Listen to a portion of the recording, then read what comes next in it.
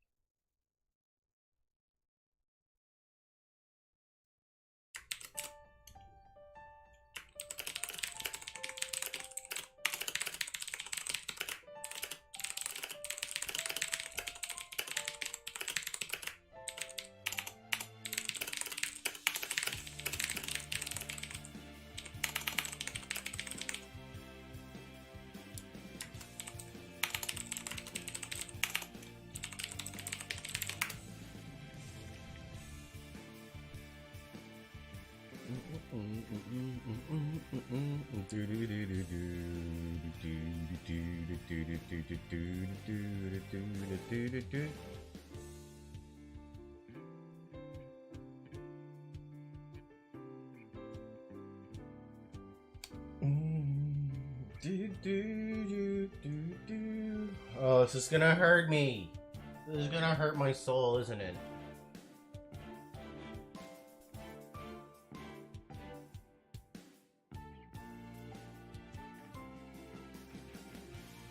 Hussy, you monster!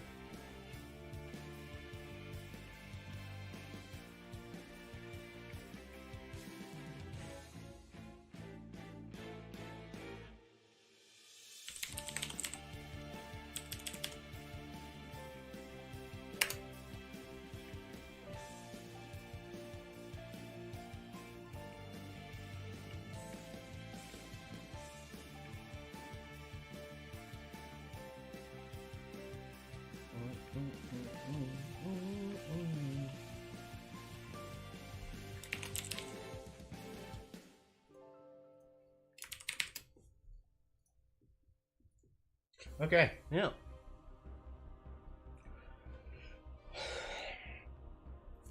So, we're just gonna jump right back in to Act 3.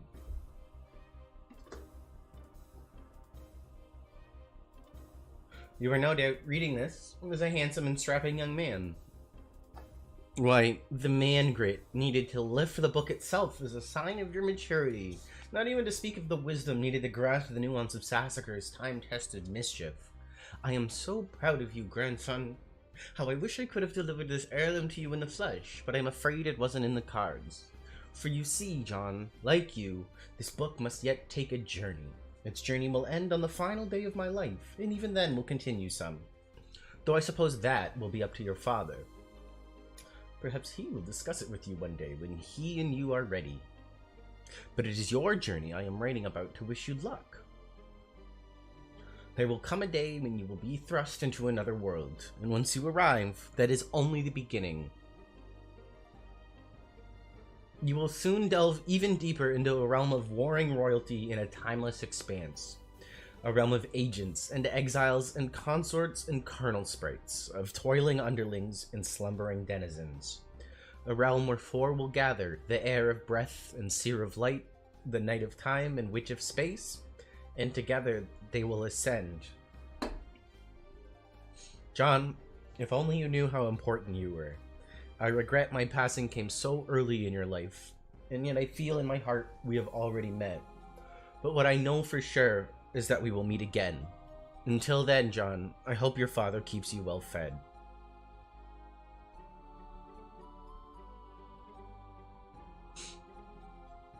A silly girl naps by her flowers. It is quite likely that she tired herself out with a variety of silly antics, as silly girls are often known to do. She may have a silly name too, or maybe not. It is hard to say for sure without asking her. But since she's slumbering peacefully, it would be a shame to wake her up. You might as well just give her a name right now.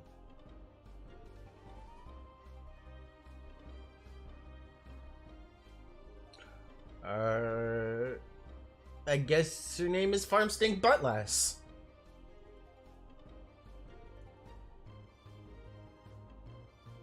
You try to rouse Farmstink from her slumber, but she is really down for the count. It looks like she is holding some sort of note. Retrieve arms from... They're right there, in plain sight. Look. They're flashing red. Drop pumpkin on Farmstink. What pumpkin? You see no pumpkin, and frankly, it is hard to imagine there ever was a pumpkin, in plain sight or otherwise. Anyway, that would be a really terrible thing to do to poor, sweet Farmstink. Farmstink? That is incredibly silly and a little bit rude. My name is... Jade Harley.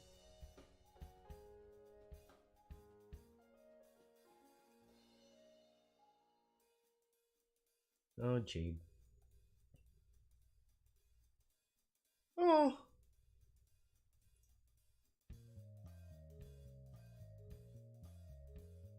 Your name is Jade. You have just woken from a restful nap, and as usual, you have no recollection of having fallen asleep. You have quite a number of interests. So many, in fact, you have trouble keeping track of them all, even with an assortment of colorful reminders on your fingers to help you sort everything on your mind. Nevertheless, when you spend time in your garden atrium, the only thing on your mind is your deep passion for horticulture. What will you do?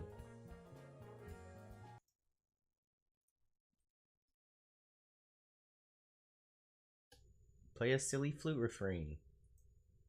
Aww.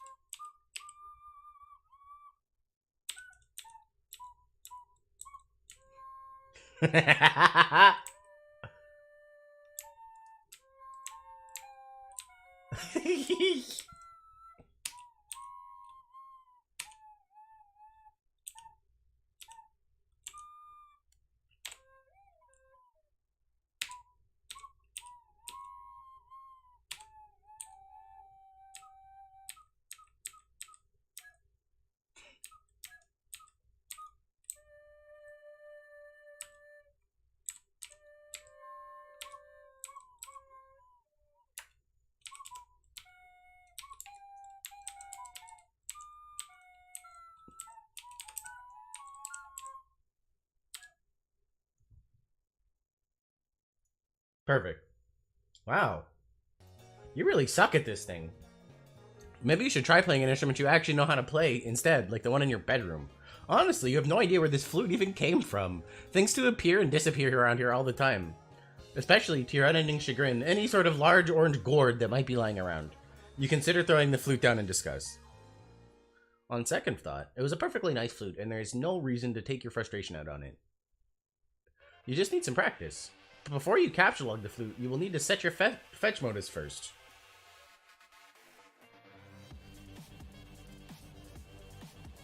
Oh, memory. Pictionary. Boggle. Monopoly. Oh, they're all... That's cute.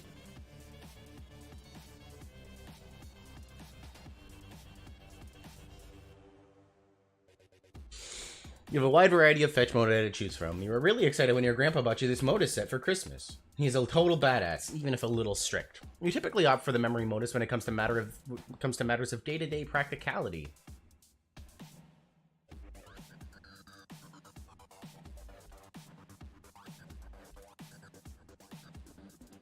You set your modus to memory and capture log the flute.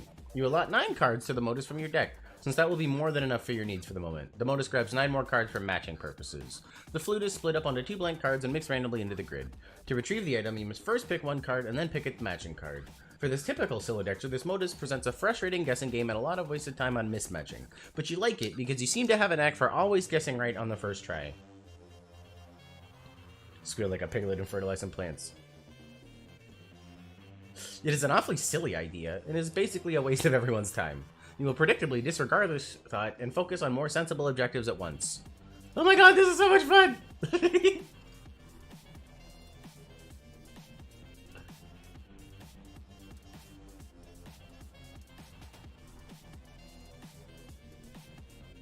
Oop.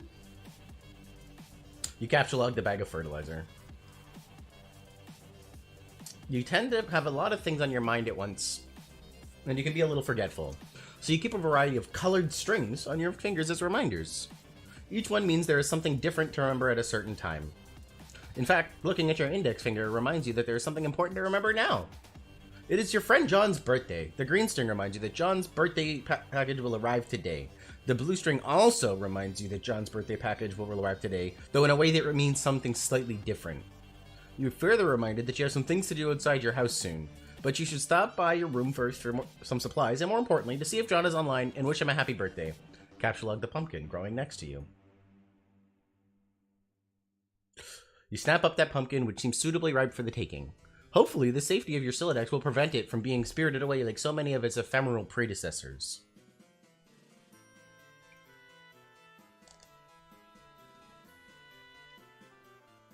Exit this room.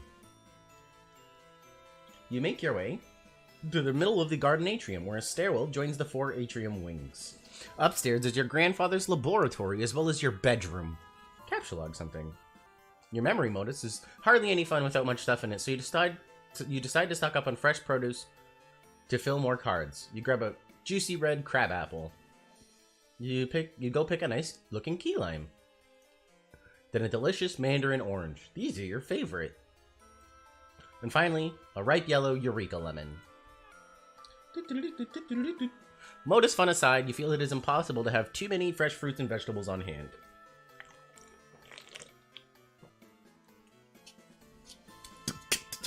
You almost never use the stairs. Boop. You transportalize upstairs. Just above is your room. Ascend. You enter your bedroom. On this side of the room, you are immediately confronted with numerous artifacts highlighting your various interests. You're an avid follower of cartoon shows of considerable nostalgic appeal. You have a profound zeal for marvelous and fantastical fauna of an anthropomorphological persuasion. You have an uncanny knack for nuclear physics, and not infrequently can be found dabbling in rather advanced gadgetry. You enjoy sporadic fits of narcolepsy. Your love of gardening transcends the glass confines of your atrium, and you are at times prone to patterns of precognitive prognostication. You consider briefly the question, what will you do? But you quickly realize this is only one half of your room, and is therefore host to only half of your interests to choose from. Explore the other half of your room. Oh, sweet bro, Nella Jeff. But they're kitties.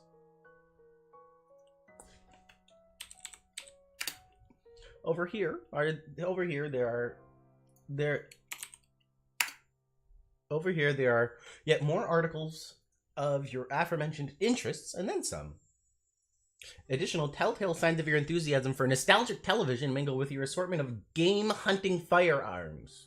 You are a skilled markswoman, though your crosshairs would never settle on an innocent creature, anthropomorphically persuaded or otherwise.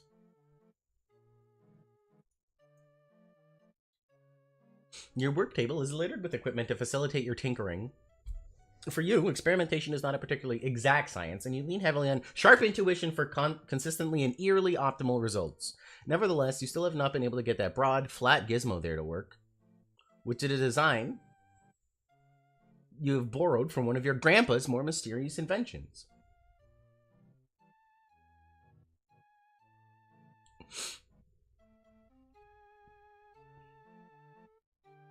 You are a great admirer of his, and you are not alone. Your grandfather is a world-renowned explorer, naturalist, treasure hunter, archaeologist, science adventurer, big game hunter, billionaire extraordinaire.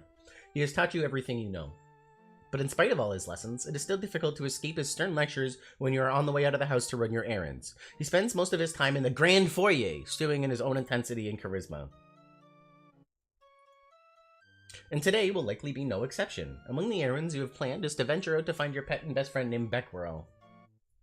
This animal must be fed, and he will not be happy if he is not. And if he is not happy, then you will not be happy. But first, you should really dig out your computer and say hi to John. Now, what will you do? Quickly retrieve firearms from Will. You equip your trusty hunting rifle. There would be hell to pay if Granddad caught you leaving the house without it. Wonder why the design on your shirt changed. There isn't much to wonder, really. You left the wardrobifier on its randomization setting. That's cool as heck.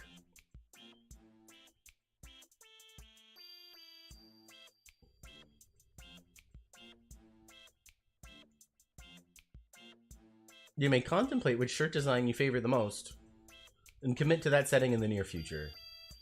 Capture lug near a Squiddles doll and hug it. Just before you can grab one, the powerful electromagnets concealed in their underbellies become activated, and two of them get all tangled up with each other playfully. You capture log the Tangle Buddies, lose interest in fauna, and never speak of it again. Oh, but you could never do that! What marvelous creatures they are. What a daring dream to combine the finest qualities of humanity with the elegance and nobility of the animal kingdom. How you wish you could know their world, to hear one night those muted paw pads traipse up your stairs. A low but friendly growl unsettles your slumber, and as the sopper drinks seeps from your eyes, they detect a sharp pair of ears cutting moonlight. A mysterious woven tongue invites. Wouldn't these ears suit you? Would not this proud long snout assist you in the hunt?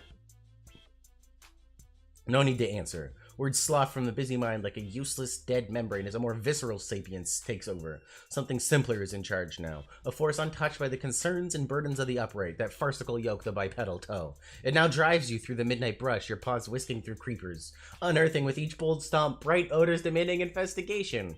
But not for long, as you and your new friend must claim the night with piercing howls moonward. You eat a weird bug and don't even care. Pick up your toys. Speaking of which, you pick up and admire one of your Manthro chaps. They are wonderful friends and are always cheerful and pleasant fellows. Why, dear Mr. Coxcomb, however will you be received at the Barnyard Gala without the trappings of a proper gentleman? Each Manthro chap comes with a number of accessories, including articles of formal attire, a vaccination kit, and a dishwasher-safe slop trough. Slop trough? Organize all your dolls. And gather all your dolls into a rather cozy-looking pile. Oh, they hug. Change wardrobifier setting.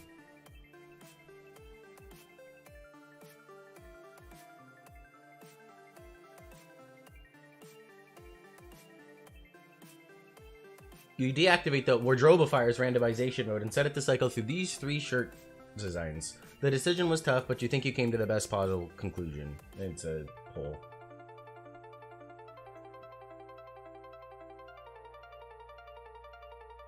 Look out window. It is another rather beautiful day in your neighborhood. It is peaceful and quiet as usual. A rather imposing volcano looms over your house, which has been inactive for centuries. Though dormant on the surface, the volcanic activity deep underground provides your house with a source of geothermal power. You are not sure why your grandfather decided to draw from this source of energy when he had the unlimited power of the atom at his disposal. But it has been this way for as long as you can remember. You have chalked it up to your family's long-standing propensity for eclectic fursuits. Wait, you mean pursuits. Receive fursuit from Magic Chest.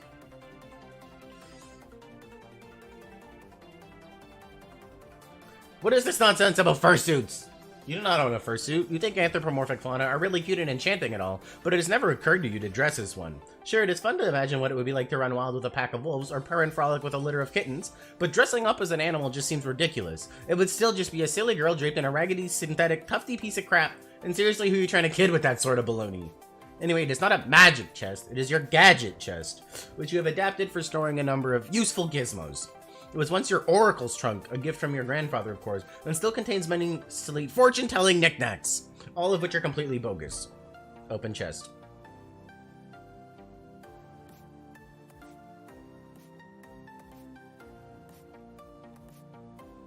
Among the fortune-telling knickknacks are these items: a crystal ball plus compulsory velvet pillow, a tarot deck, a magic 8-ball, a magic cue ball,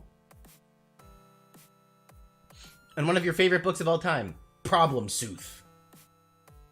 Among the useful gizmos are, of course, your computer, which you keep inside a fun lunchbox for easy transport, and a couple of gizmos you keep handy so you don't always have to make the long trip to the kitchen. There's a cookalizer for preparing delicious meals, and a refrigerator. A name which is clearly a wacky variation on the much more common household item, the refrigerator?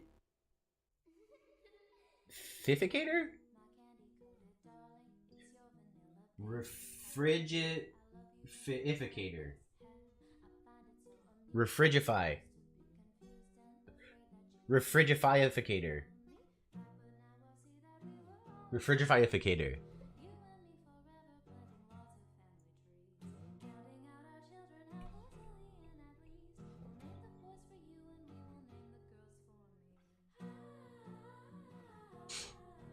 These things are stupid and useless. When the magic 8-ball isn't being frustratingly ambiguous with its its forecast is always wrong. You've tested it numerous times with certain facts you know to be true. This is its reply when you ask if it is your friend's John's birthday today. See? Stupid! Not exactly. You guess maybe it could be used as a reverse prediction device and always trust the opposite of what it says. But that seems dumb to you. And anyway, the thing gives you a bad vibe. You might consider smashing it, but you're a little superstitious about whatever ominous consequences that might have, even if the occult talisman in question is a cheap piece of garbage. The magic cue ball, on the other hand, is said to make predictions with alarming precision and specificity. Unfortunately, it lacks a portal on its surface that allows you to view the prediction. You put both of these pieces of junk back in the box. Capture log refrigerator. You take the refrigerator.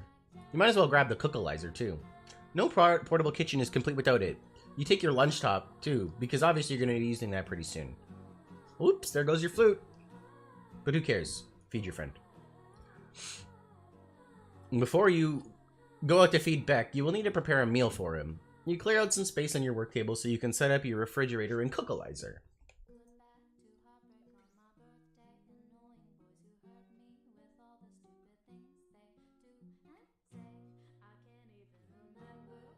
Just for fun, Jade allows you to take a stab at matching the cards to use the gizmos. It doesn't present much of a challenge for her, so she figures she might as well step aside while providing a few generous hints. No, warmer. Warmer. Cooler. Cooler. Cold. Warmer. Yes. No. Cold. Ice cold. Warmer. Warmer. You've selected the key lime. Way to go.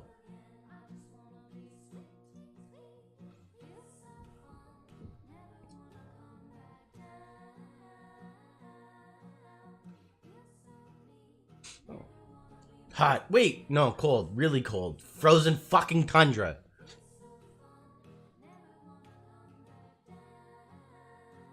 Congratulations. Congratulations, you advanced your magic skill to the new level. Yukon Hero, Legacy of the Frostbite Amputee. Jade is beginning to regret breaking the fourth wall for this ill-advised escapade. Okay, one more time.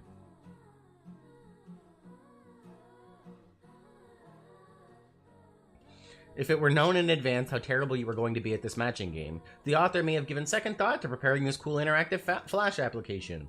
Look at all these fruits on the loose. Good luck trying to settle them down. You just deploy the gadgets yourself. Stick fruits in the refrigerator to keep them fresh. These fruits are unlikely to become less impudent anytime soon, regardless of where they are stored, but you stick them in anyway. You look at the refrigerator's rotary interface. You wonder what he's in the mood for today. Press the steak button. Okay, well, it's a rotary dial, so there are no buttons to press, but whatever, that doesn't really matter. You dial up a thick T-bone steak, which you are sure Beckrell is in the mood for, because he's in the mood for steak every day and is never in the mood for anything else. But he does like his steak well cooked. Lightly irradiate steak. He does prefer his steak rare. But you will not dignify the thought of turning the knob much further because you are not retarded.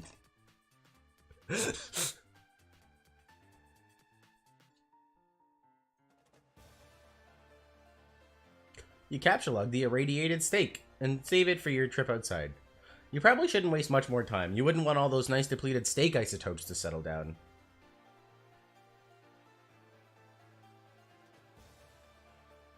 You wouldn't exactly call it an atomic base, but it is heavily customized to accommodate a high level of musical virtuosity, the perfect instrument for the eclectically spirited. You've tuned the strings way down, of course, because your stumpy arms can't reach the low notes. You switch your eclectic bass to its advanced setting. But you promptly switch it back since obviously it's too complicated to play it in person like this. The default setting is your preferred mode for casual jamming. And since you can't possibly waste enough time playing music, casually jam is exactly what you're going to do. Play a hauntingly relaxing bass line.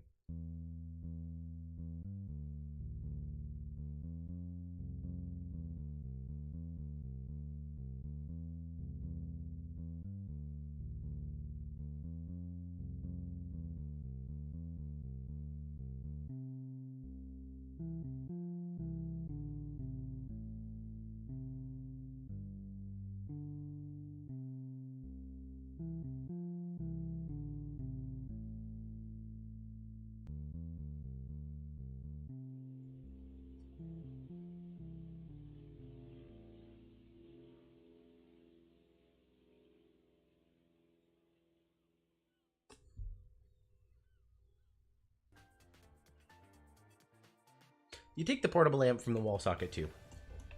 In you go, bass.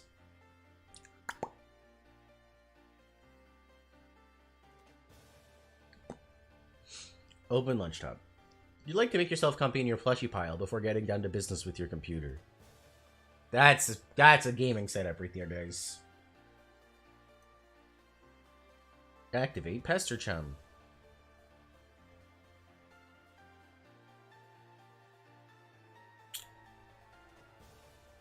What the hell? Her computer is amazing! Hey look, John is online. Hooray!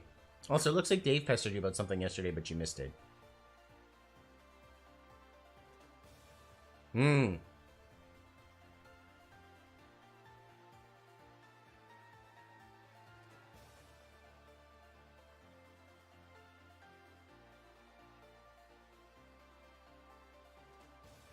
Who could that be? I have a tune named that.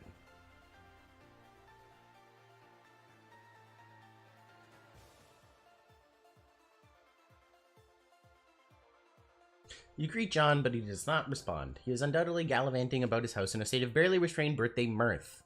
He may also be retrieving the 2 packages and the 2 envelopes which we are certain came in the mail for him earlier. You will wait a little while and see if he returns before you head out. See if Dave lets you a sweet new wrap. It does not appear so, but you just never know with that crazy and cool guy. So cool!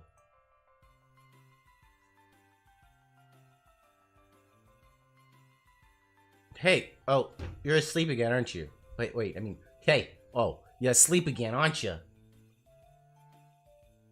Or you even know if you are. You still don't know how that works. Just like nothing means anything. It's so cool getting hella chumped by your coquettish damn riddles all the time. I don't know why I believe anything you say. I'm like the Grand Marshal of gross chumpage. Waving around my faggoty chump ductor baton. Assistant Director of Chumpography. Celebrated author Ernest Chumpingway. Wait, weak. Chumple Stiltskin. Chumple Dipshit. You're asleep again. YN. ASL? That's equal species. Baboon? Kangaroo rat? If kangaroo rat, yiff twice, please. Okay, well, you're not saying anything, so I guess whether you're non-awake or unasleep or whatever, you're just not around and I'm wasting good material. Even worse is I'm wasting a killer persona here. Like, I don't know, like a wide-open V-shaped leotard and a fuck ton of body paint. Some, like, sinewy, back-arching Cirque du Soleil-looking motherfucker. Always low to the ground, getting a good prowl on. Like I dropped my keys in the dark. Nibbler son of a bitch who had the gumption to glue a nasty pair of latex cat lips to his face. For a reason that wasn't a joke. Jade, hey. Where are you? Seriously, I'm sitting here tonight.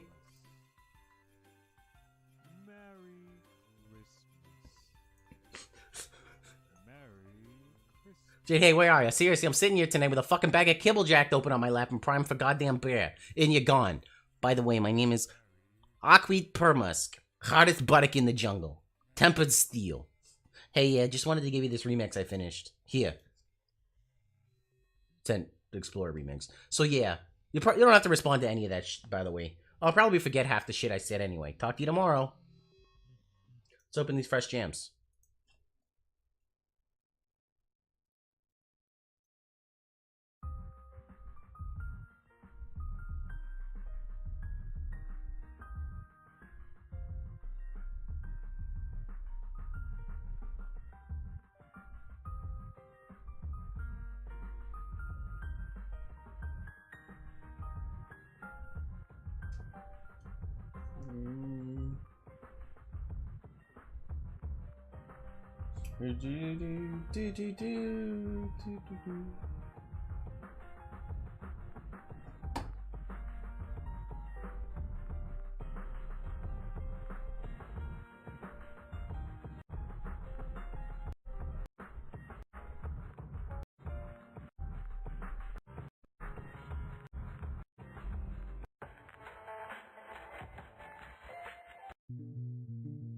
This is...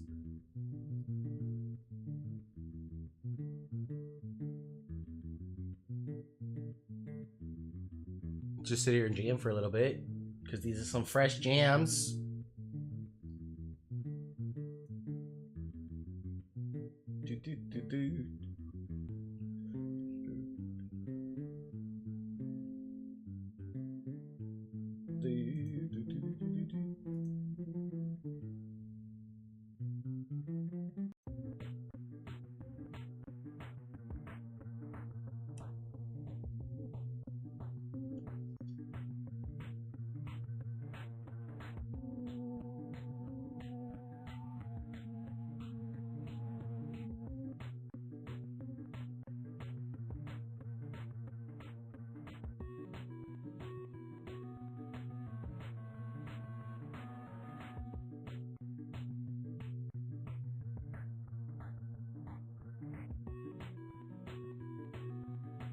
This is a jam.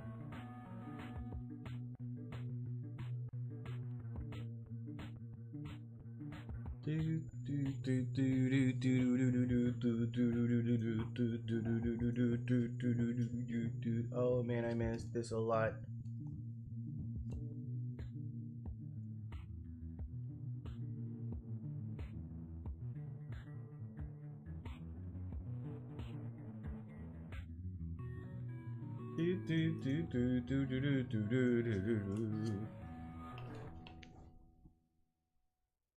Oh, okay.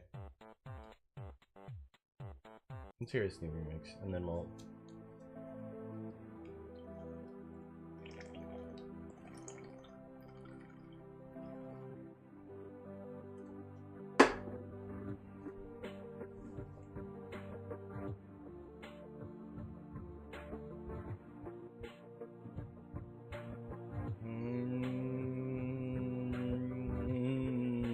Yeah,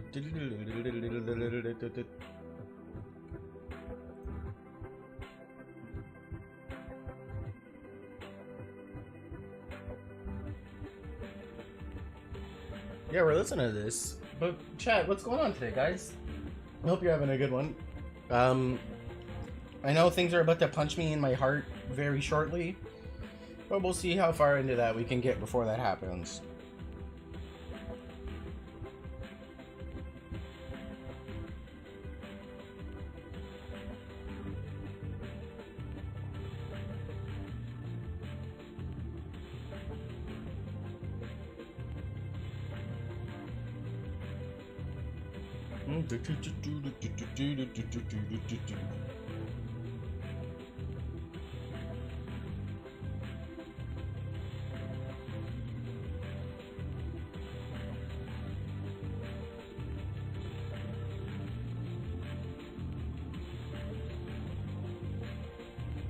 Okay. Well, we listen to it. Open Echidna and go to mspaintadventures.com. GT boggle vacantly at these shenanigans. It begins to dawn on you that everything you just did may have been a colossal waste of time. You open your web browser and visit MSPA. You navigate to a random page in the middle of the latest epic. Looks like he was just finishing up some sort of weird tangential intermission here. Whatever it was, it clearly advanced the plot in no relevant way whatsoever. End intermission. Midnight Crew, Act 1031.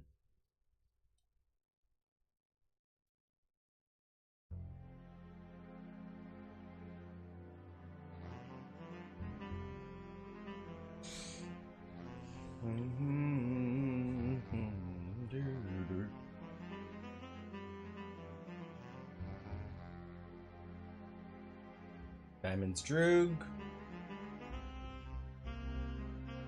Clubs Deuce. Hearts Boxcars. And Spades Motherfucking Slick!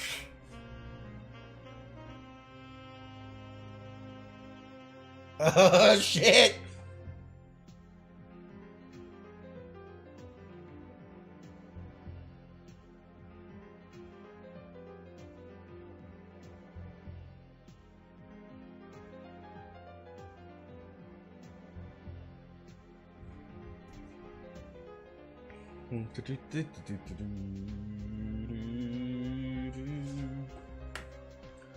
Oh, Midnight Crew. You've killed a little time, but still no sign of John.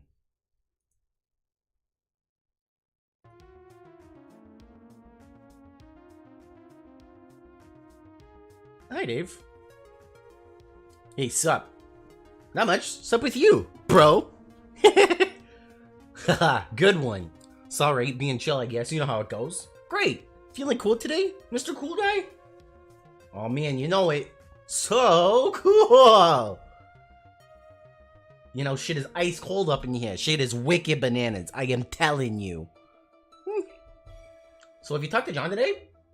Yeah, we were just talking a little while ago about how he sucks at his Solidex. Can you believe he uses stack? That kid is ridiculous. Well, that doesn't sound like much fun. What was it you'll use again? Wait, never mind. I forgot whenever we talk about your goofy moduses, I get a migraine. What do you want with John? Smiley face. I want to tell him happy birthday and ask him about his birthday package. Oh yeah. I was being sort of cagey and told him to check the mail because I was wondering if mine came yet. I think it did. Yeah. And I think mine came too. So, I guess you want to know if he likes it or something. No! He will not open it. He will lose it. Oh, wow, sorry to hear that, I guess. No, it's good, actually. Because they will find it again later when he really needs it. Which, of course, is why I sent it in the first place. See, like, I never get how you know these things. I don't know. I just know that I know. Alright. Alright. Fucking... Anyway, I have to go. I have to feedback, which is always a bit of an undertaking. Man, if I were you, I would just take that fucking devil beast out behind the woodshed and blow its head off. I don't think I could if I tried. Yeah. Say hi to your granddad for me too, okay? Yeah, I guess an encounter with him is almost certain. It is usually intense. Well, yeah, isn't it always with family? But he sounds like a total badass. Yeah, he totally is. Anyway, gotta go. See ya. Less than 3. Last day's strife.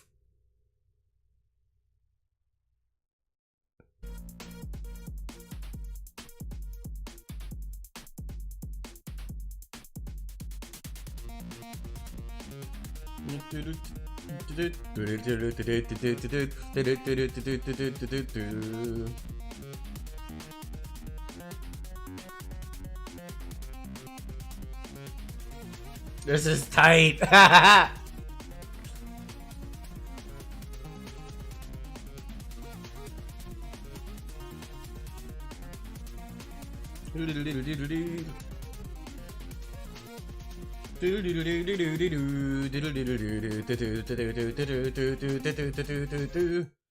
Try again.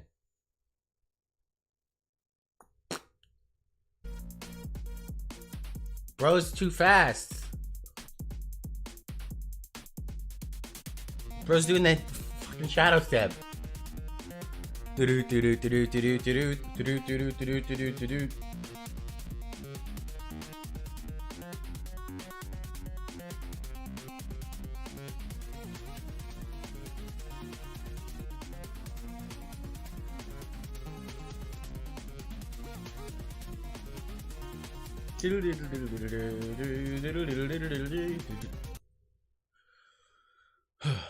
Rose is online. Pester Rose. I require a font of frighteningly accurate yet infuriatingly non-specific information. Do you know where I can find a wellspring of this sort?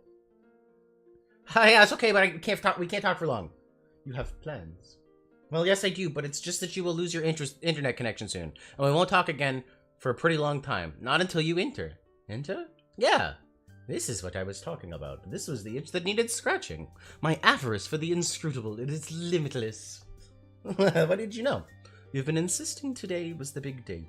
We would all play a game you didn't know the name of. A game you said I'd get in the mail and did. One that would help me answer some questions. But Strider is being obtuse. I can't catch John at the computer. You don't even have the game yourself, and on top of all that, my internet is unstable. So you're sure today is the day? There sure are a lot of challenges, but yes, I am sure. Dave is cool. You know he will come around when the time is right. He just has a lot of work to do first, and so do you. You'll need to keep searching for a stable signal and power source. It will be hard, but don't give up. And don't worry about me either. Focus on playing with John first. It all starts with you two. Is there nothing else you can say to prepare me for this? I'm sure you think little of blithely upsetting dark forces with Grandpa Moreau over there on Halmurda Island, but honestly, I've only read a few books on it. Dark? That's ridiculous. I don't really know what to tell you, other than it's not going to be what you think it is. And most importantly, you will have your questions answered, but they will be the ones you haven't thought to ask yet. Just be patient and brave, you'll see. It will be fun! Uh-oh, looks like you gotta go. Take care, Rose! Jade, be the other girl. You are now the other girl several hours in the future. It appears a secret passage in the mausoleum is opened. It's getting awfully toasty in here. You gather up your belongings, including your dead cat. And descend. Jade, stop being the other girl and pester John again. You spent enough time, for now, concerning yourself with the future of your friends. John will not be available until later. By then, he will have his hands full, as will you. You pack your lunch top and get ready to take care of some business downstairs, as Jade descend.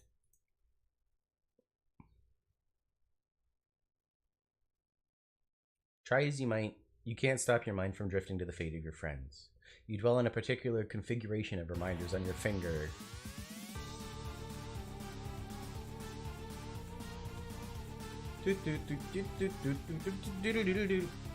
Yeah, do it!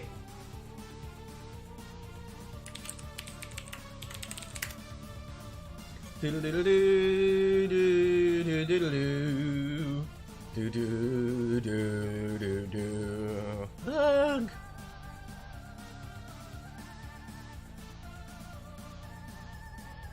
Ooh.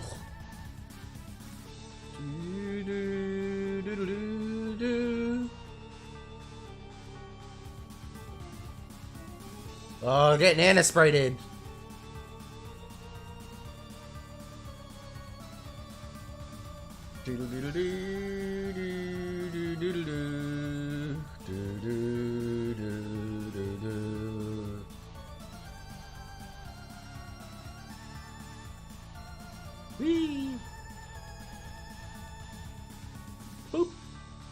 do, do, do, do, do, do, do, do. Also in the future, but years, not hours. Under bare white branches, a century wakens.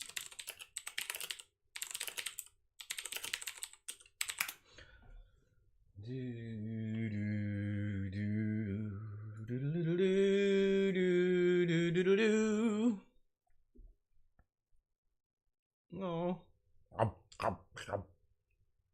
You ate the mail. Hey, Lost Rocket. What's going on, bud?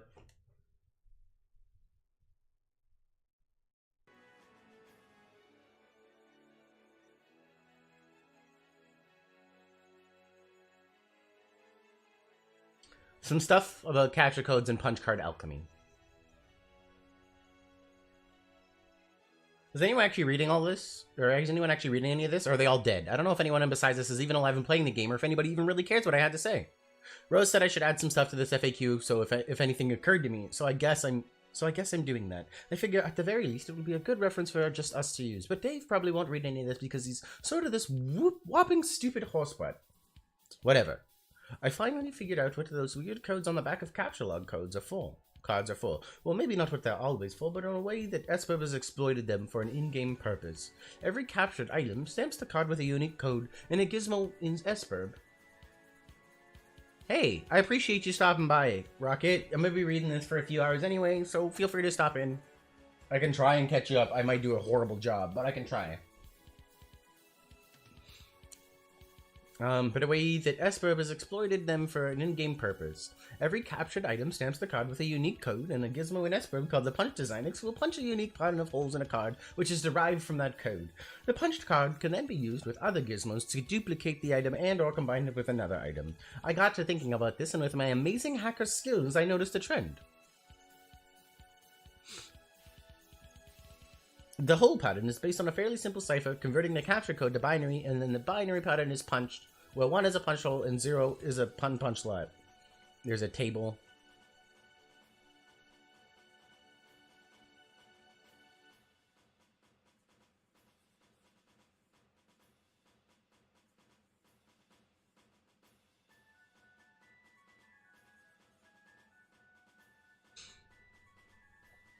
The bits are arranged from top to bottom. So to combine two items, you just overlap two punch cards. Only the places where both cards have a hole will show through, so it's kind of like a bitwise and operation on both cards. The new pattern gives you the code for the new item. For instance, combining the code for a hammer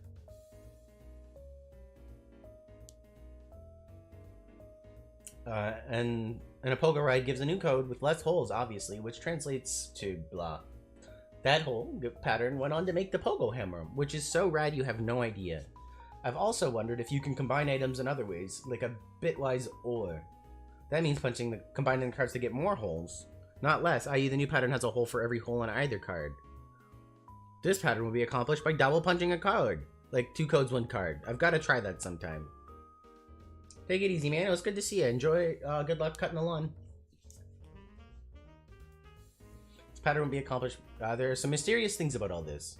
First of all, with all the hole slots, there are 48 bits in total, which means there are about 300 trillion possible codes, and 300 trillion sounds huge.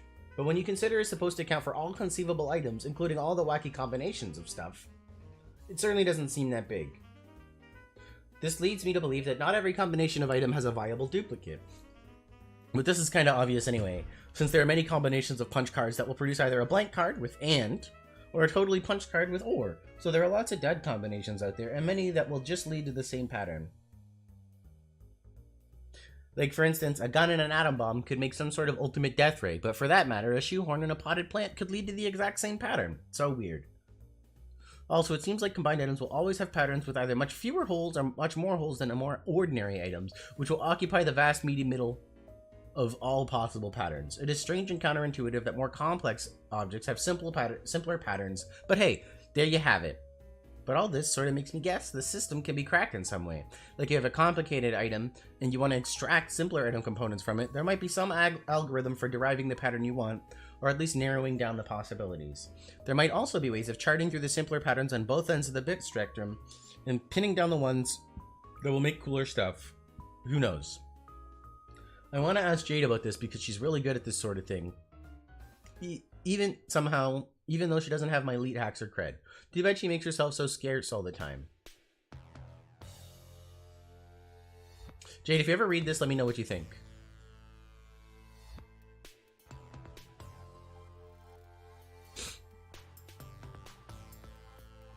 You into the laboratory. Rose, look for mad scientists. There are no scientists to be found, mad or otherwise. Or anyone for that matter. There is a kiosk though.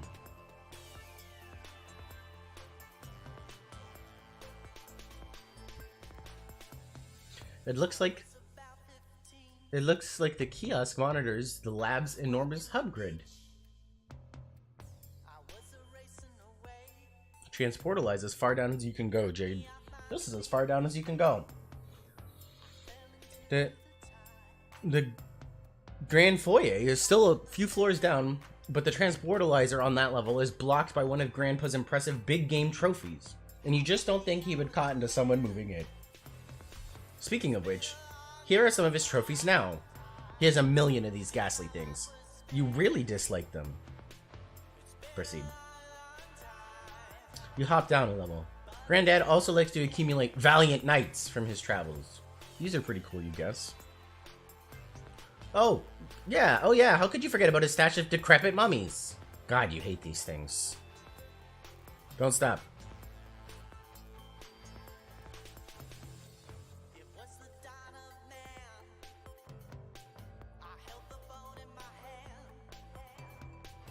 This is your grandfather's collection of what he refers to as his beauties. No lovely lady will be fit for her collection.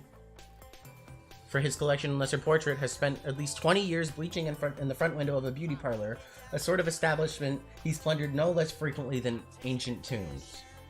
You guessed they were sort of like your sisters growing up, and you were always encouraged to look up to them. They are all awfully pretty ladies, you suppose, but it was always hard to get as excited about them as Grandpa. Jade, study hard and keep your rifle at the ready. When adventure summons, I know you will rise to the task and take your rightful place among the daughters of Eclectica. That old coot sure is a bag of wind.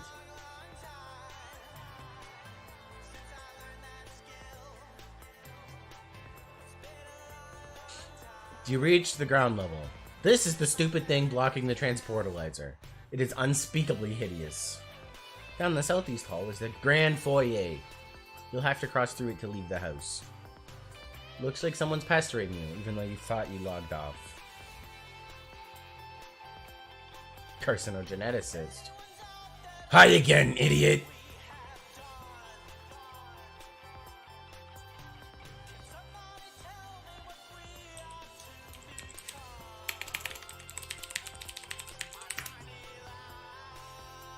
Sorry. Hi again, idiot! Oh no! So I guess today is the day that it's finally the day that you fuck everything up. Is there nothing I can do to change your mind? You can leave me alone. How can you even be talking to me after I blocked you and after I logged out? You don't get that I am better and smarter than you in every way forever. You don't get that because you're incredibly stupid. I get that you're a jerk and should shut up. Goodbye, you jerk. Look at that kiosk. Wait. Rose, look at that kiosk. Okay. Looks like a mapping of each hub's index. It appears one of the hubs was recently unlocked. Go to the center and do a goofy dance. At the center, you find a little stage that looks perfect for supporting a spectacularly silly dance. Or it would, if standing on it didn't make you a little nervous. And also if that didn't sound like a retarded idea given the circumstances. It sort of looks like the various contraptions you've been deploying in John's house. You wonder what it does. Attempt to plug laptop in a nearby hub.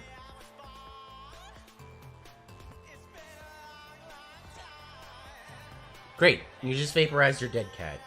Oh well, ashes to ashes, you guess. There's got to be a better way to deal with these lousy trees.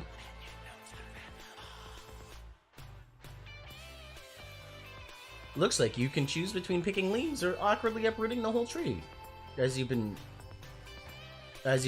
doing. You select leaf. You can also turn off auto balance, since its consequences can be a little mystifying sometimes. You gather up all your items again in an order that places your laptop in a conveniently accessible leaf. You're not sure why you didn't do this a lot sooner. Kind of a funny looking tree now, but your concern for structural elegance is at an all-time low. Find the unlock tab. As long as you're going to plug in your computer, you might as well find that hub. Here it is. Hub SN Lab 0413. It is unlocked and thus removable from the grid. You should expect this was the same beacon transmitting the unsecured signal you were using earlier. You pick the laptop leaf from the tree. You plug your laptop into the hub, then capture log the hub, and then the laptop. There must be a better place around here to set up your computer. This huge grid of electronics is sort of uninviting. Hey, what's that? It's another one of these ominous countdowns. You didn't notice it when you entered the lab about a minute ago.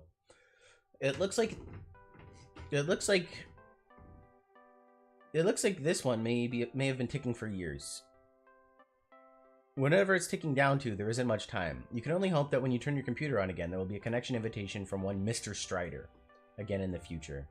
Another timer winds down sideways. Oh. Bah! Wait, that's the thing in... Doesn't matter.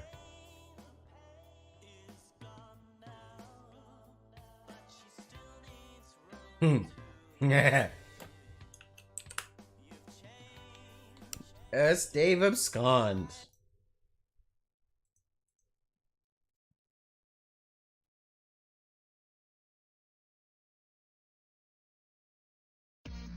Can't abscond, bro. Dude.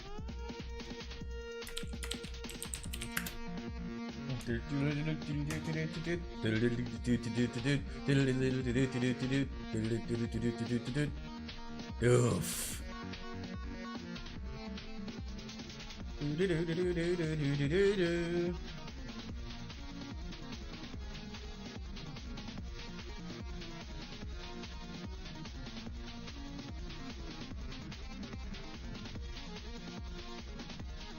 They're so cool.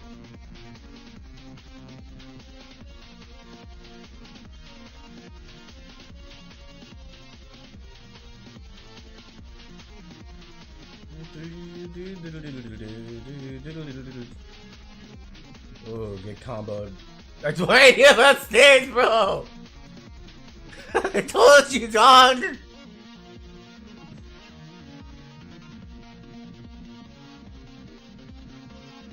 It keeps happening. What does? You don't have time to humor every random thought that pops in your head. The clock is ticking. Rose, look around for anything else of importance. This looks like something of importance.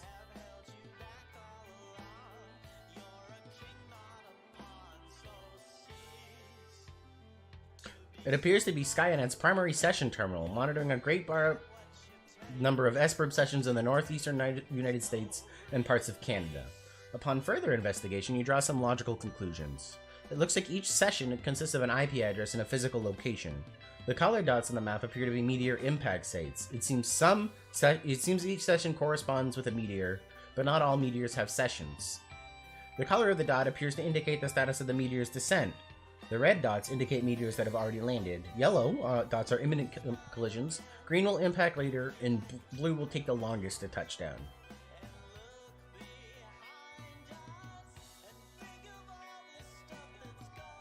You use the panel to center on your present location and zoom in. Surrounding the lab are of course the hundreds of smaller meteors that have been raining down steadily throughout the evening. Most of these meteorites have either landed already or will shortly. Centered over the lab is a significantly larger imminent collision. You can't say precisely how imminent, but you can certainly take an educated stab at it.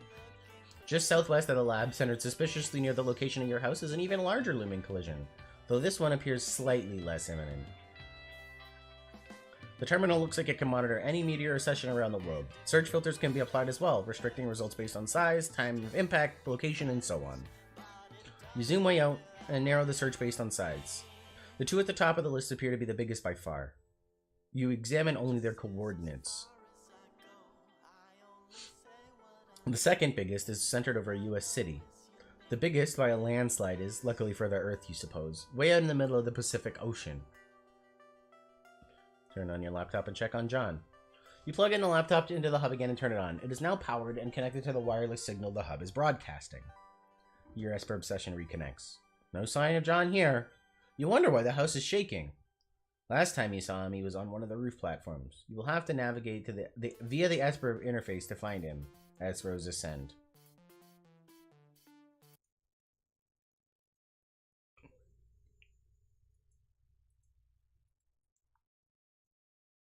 Doop. Doot doot. Doot. Doot.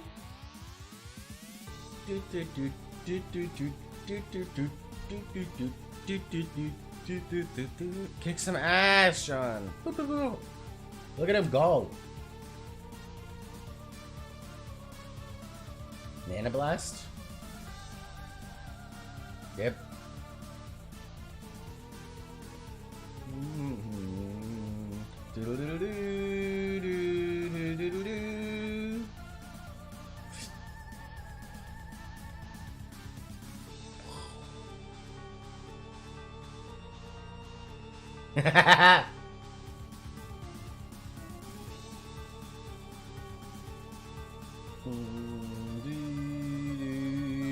That's awesome.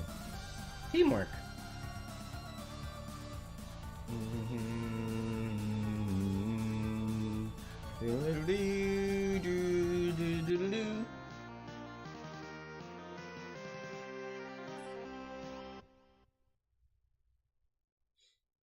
I love his happy dance. John, high five, Nanaquin. Left hanging long enough.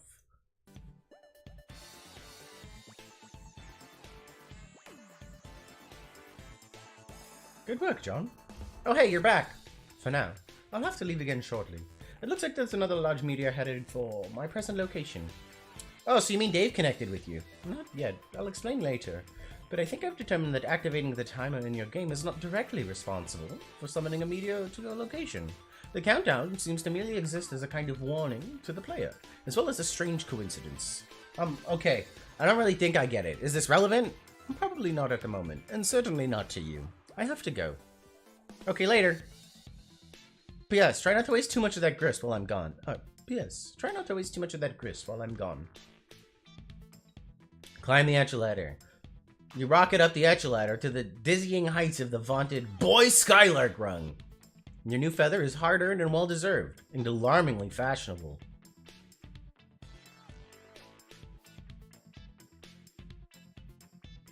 You and your ceramic porkholo rejoice in the mound of wealth yielded from your meteoric ascent up the ladder.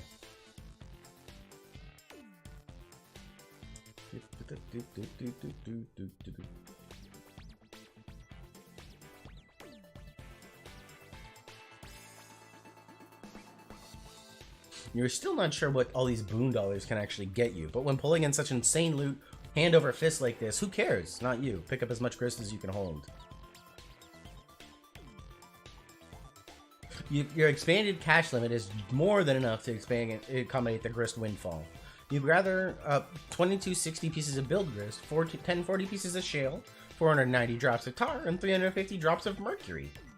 You can't wait to find out what amazing items this new supply of grist will be just barely insufficient to produce. Oh god, there's grist litter down there too. Those stupid ogres were like huge grist pinatas. One of those big sour grape electric holocaust fruit gushers is jammed in the hole in the platform. I guess there's only one way to get it. John, don't forget your book. It is your birthright. You ought to give it a read when you have a moment. Particularly the first several pages. Okay, Nana, I will. Hey, Nana. Yes, dear. Since I'm trying to get up to that gate, and since you can conjure floating beds and throw me around and all, couldn't you just throw me up to the gate? Yes, of course, John. But that would not serve your purpose well. There's a very good reason why you should build up to it, and then keep building. Oh, okay, I guess that's what I figured. So just one more thing. Do you think that instead of telling me exactly why that is with a clear explanation, you can give me a series of really coy riddles and then sort of giggle? John, you're a very fresh young man. Your father has done such a wonderful job raising you. I am so proud of you both. Haha, I guess. When you pass through the first gate, everything will change. You will find the place where the constellations dance beneath the clouds, and then your true work may begin. I suddenly understand everything. Elsewhere, we find a place where a kingdom lies entrenched beyond an impenetrable veil of darkness.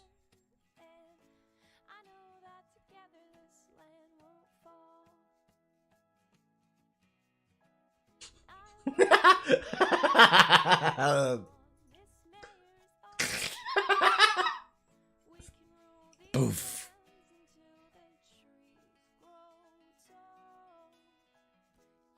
You are now graveyard stuffers. You are now the Peregrine Mendicant. You are flying westward in your peculiar mobile station. You have no sense of your bearings presently. The door is blocked by a metal column which extended through the entry shaft before liftoff. What will you do? I guess we could check the mail. We will never open the envelope. The mail is sacred, and sacred is the trust between the postman and the recipients of his precious parcels. You have made a solemn pledge to deliver this letter to the doctor just as soon as you determine where this address is, or find any sort of discernible mailing address in this wasteland, for that matter. The mail is freedom. The mail is life. The mail is the very fabric of civilized... Wait. Hold that thought for one moment.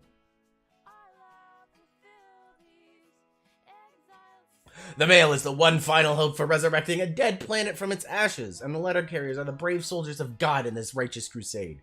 They're the defenders of the light of knowledge, free communication, and the exchange of ideas. They are the bold toters of all those little papery conduits of freedom, the white postmarked angels that whisper a message on their deliverance, a promise to the yearning. There is hope yet. Liberty, reason, justice, civility, edification, perfection. Mail!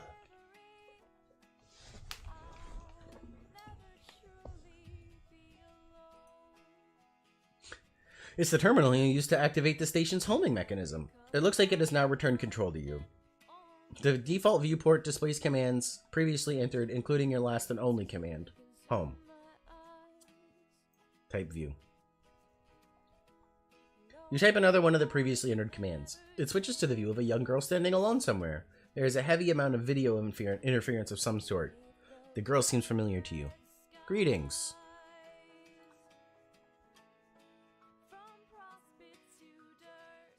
Don't I know you? Whoa.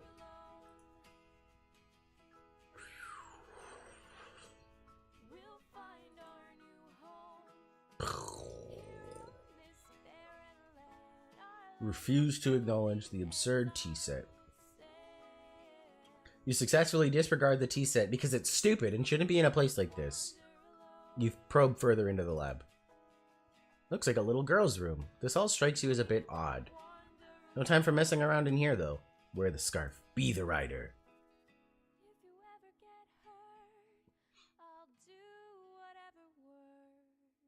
Okay, maybe you'll do a little messing around. You're only human after... Oh, what's that? You're accosted by a friendly mutant kitten. John, resist great urge to take the wedged shale. You know you should grab this thing, but... You are suddenly feeling apprehensive about entering your father's room. With all the scampering around, it almost slipped your mind about how much you hate his hideous clowns.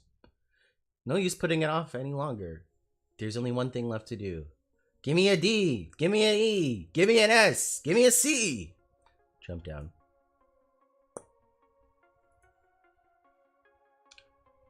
Jade, scamper into Grand Foyer with wild abandon. You scamper your heart out and oh, the last scamper. You scamper your heart out and bump into something. You don't know why he always insists on keeping it so dark in here. Oh look, it was one of his dumb globes. These things make it awfully difficult to navigate the foyer. We get it, Granddad. You like to travel around the world going on adventures and stuff. Lousy goddamn stupid globes.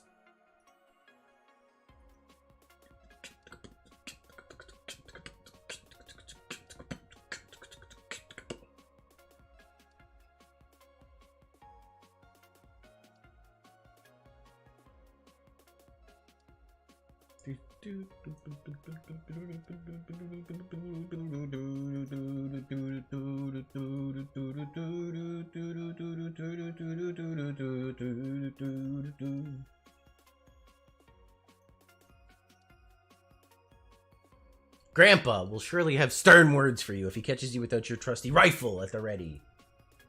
That's just what you need. Another one of his blustering mustachio diatribes. You are rolling your eyes in advance, getting them warmed up. But ideally, you can evade him altogether. All you have to get past the fireplace and out the front door, and you'll be scot-free. Examine those chaps on the sofa. These are the manners for distinguished house guests. They like to gather here by the fireplace for tea time, as well as pretty much all other times. It's all very mannerly and civilized. You know exactly what's going to happen when you try to sneak by. The fireplace is going to light up, and your grandpa's silhouette is going to appear in front of the fire to give you a good spook. He's so predictable. And there he goes. The old man has the flame. Bro, I got a ticket for the big game. It's sports. Doug, I'm so jealous. You know I love the big game. The big game. Oh, yeah. And there he goes. The big man has the rock. He's driving so hard through the paint downtown. Alley-oop for the slam dunk.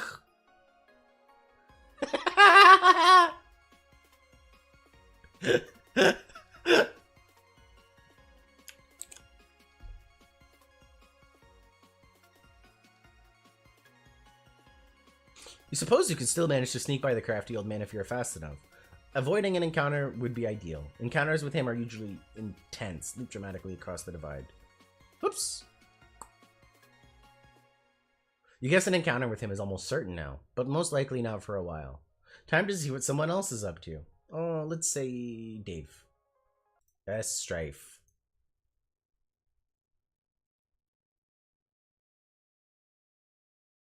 Aw, snap. Preloader Psycho.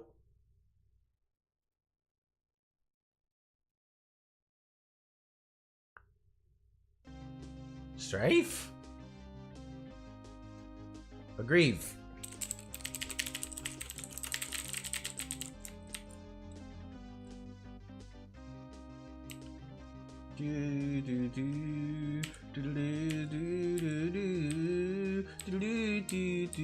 Poo.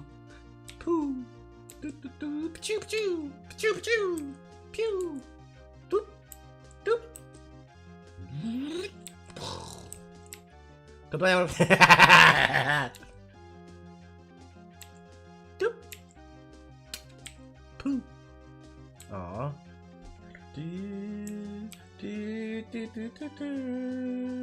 Kablam.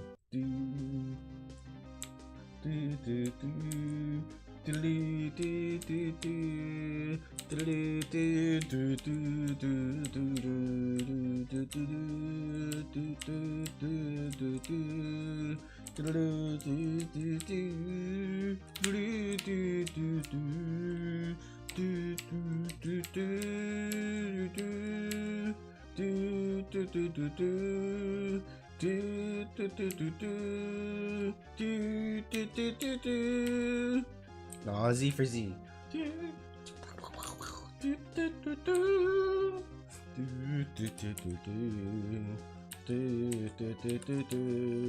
All the fruits.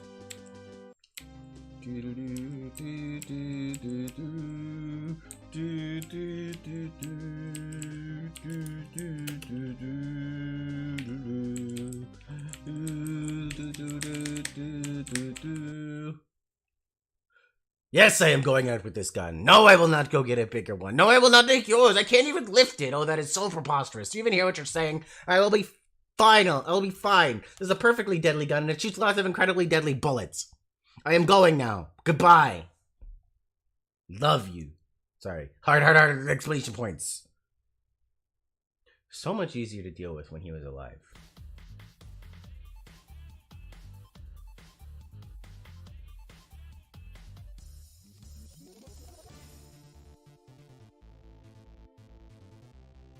PM. Peer out explosion hole.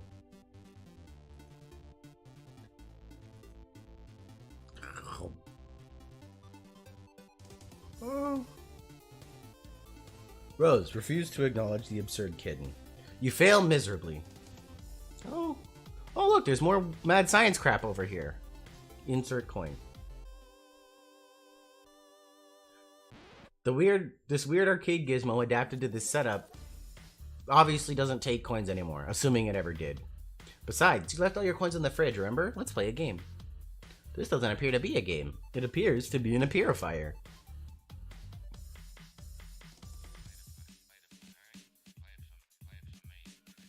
You mess with the controls. Hey, Jaspers is alive. Or at least he was in the past. According to this timestamp, this was almost 9 years ago. You try to move the crosshairs with the joystick, but it seems to be permanently locked onto a specific target. You might be able to unlock it, but you clearly don't have much time to horse around with this thing. You zoom out. It looks like you and Jaspers were having one of your sessions. You weren't making a lot of progress, though, because Jaspers was no doubt being characteristically recalcitrant. You possibly jotted this phrase down in your pad.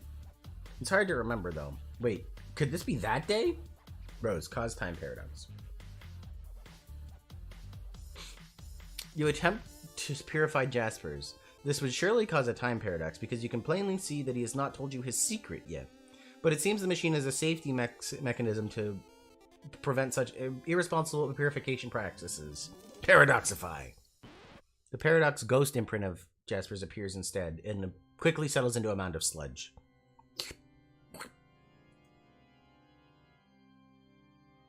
The machine beside it sucks up the paradox sludge and begins some kind of automated procedure.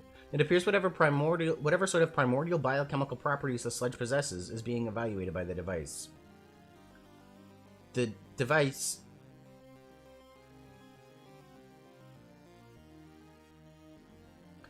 generates a fetal paradox clone of Jaspers.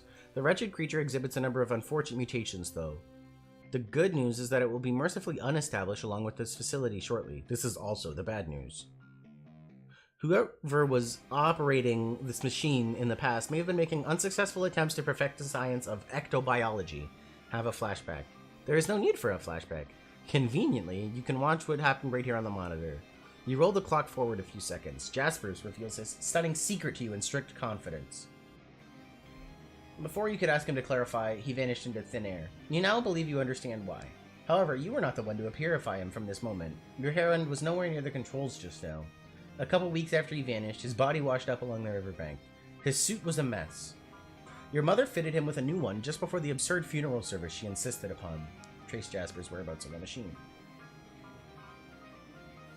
You roll the clock forward to a week after he vanished. It seems there is no accessible feed tracing his whereabouts during that time frame. You fast forward another week. There he is, just as you found him.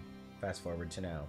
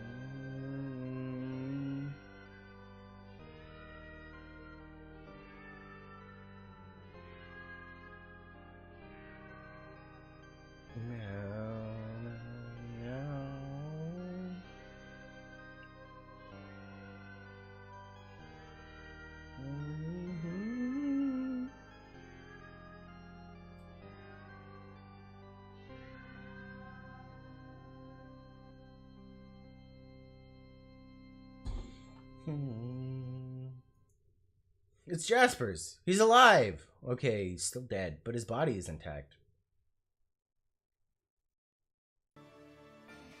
Well, okay, he's still dead, but his body's intact. Turned out it wasn't some kind of disintegratificator like you thought. It's more like an escapalizer.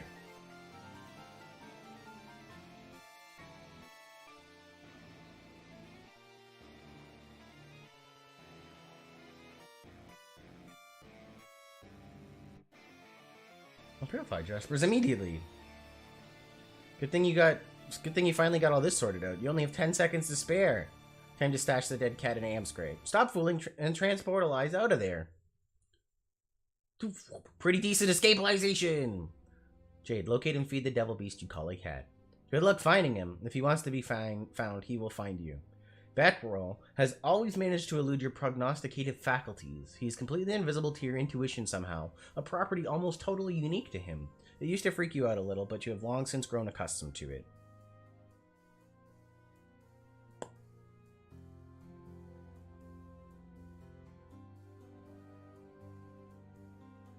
Huh? Oh, it was nothing. Nothing at all. Moving right along. Jade, retrieve the package you expected to arrive. The birthday package you're expecting from John arrived months late, and yet right on time. It landed over there past the crumbling monument, a satellite to the great mystic ruins at the center of the cratered lagoon. John, triple somersault into room, etc. Stick the landing.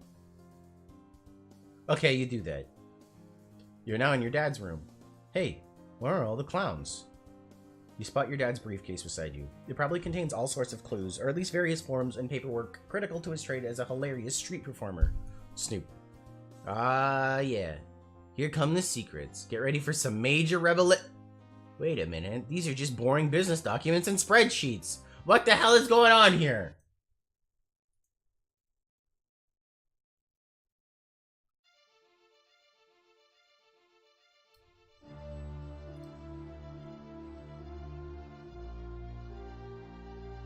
Kind of a boring room.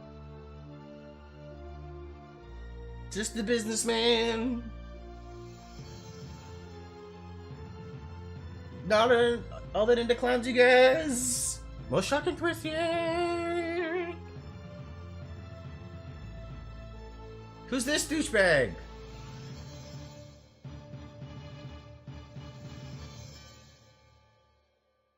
Hey TMC, what's up, bud? Calm down, it'll be alright. So, all those years, while you believed he was out busking up the corners with hilarious antics, he was working as an ordinary businessman all along. No, I didn't do anything yesterday. I'm probably going to play it later today. He was working as an ordinary businessman all along. He was just a man trying to make a good, honest living for his son. Maybe he was too embarrassed to tell you the truth. Or maybe it was just that you never bothered to ask. You guess you always just assumed. The human prisoner has broken out of his jail cell yet again. Attempts to block the cell door with heavy objects have proven futile. Doof. They're gonna need a bigger safe. Who's this guy? Spade Slick. Got a nice ring to it. But you know your own name. And that damn well ain't your name. State, name, and rank. Okay. You are Archagent Jack Noir. You oversee various affairs of a dark kingdom. Presently, you are determining how to deal with this prisoner who has been a thorn in your side since he was apprehended. You view the affairs of the kingdom through a series of fenestrated walls.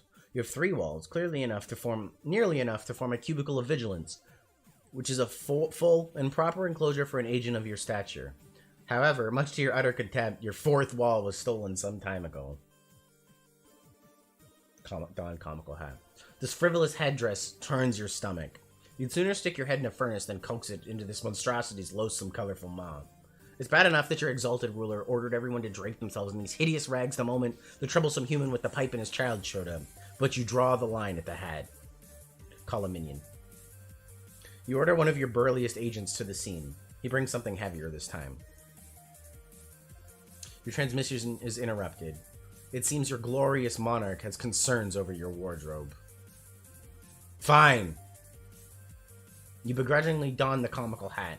Stupid, lousy, wise, and just leader. What a royal pain in the ass. Throw hat down in disgust. You fully intend to once your superior stops breathing down your neck for a second. Wait, what now? Okay, TMC. Womp, womp, womp, womp, womp. Your blood is boiling so hot, you could cook an egg on your carapace. Looks like you'll have to go handle this yourself. John, investigate room for anything Dad may have left behind. It seems there are some unopened birthday presents which Dad didn't get around to giving you yet. Present time! Open a present to see what's inside. Fetch modus, control deck. Oh, it's a SNES. Bonus capture log pack and fetch bonus inside. Obtain the sweet loot. You tear into this thing and put a mean peep on the sweet loot. In addition to the modus control deck, you get a bonus array fetch modus, which plus another 12 cards, which are practically worthless by this point, but hey, you'll take them. First thing you do is flush the entire extra cards into your deck. Okay, really, this is just way too many cards. Equip array of fetch modus. The array modus allows you to store and retrieve any item from any card at any time. It seems exceptionally serviceable, albeit difficult to weaponize. Boring! Read instructions for control deck. There's nothing to read, really. You just pop some modus cartridges in the slots, fire it up, and see what happens. You start by putting the stack and queue modi in the slots. Your Siladex now behaves like both a stack and a queue. Items can be removed from either the top card or the bottom card.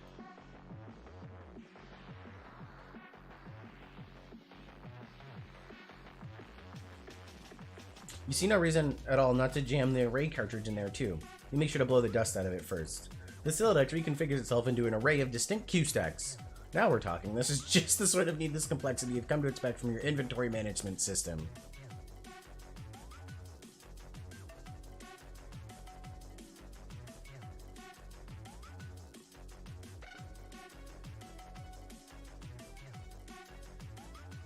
No.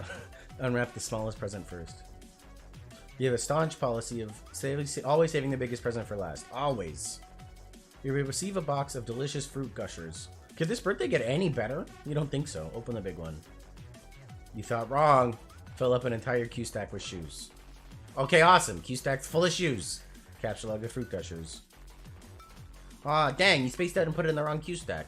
Don't worry, you'll get the hang of this thing. Closely inspect fruit gushers box. So delicious. You can't wait to capture log one of these packs and make like 1,000,000 gushers. Screw all this building nonsense. You'd rather make candy. Wait a minute. It can't be. The heinous batter witches are gnarled claws and everything. What do gushers have to do with baked goods anyway? How does this make sense? Why? Why?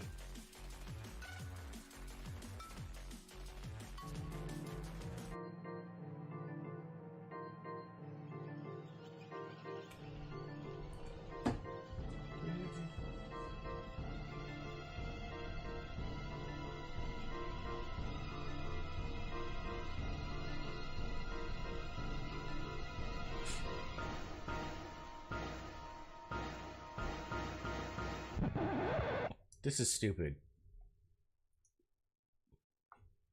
Jade, retrieve package.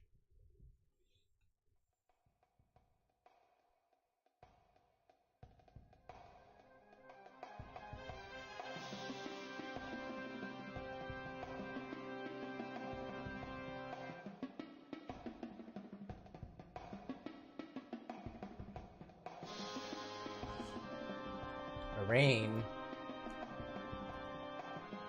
Bang!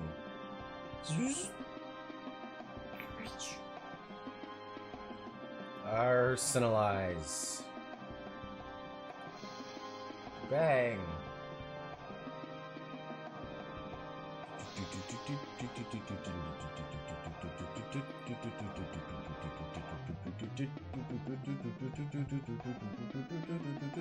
Artillerate!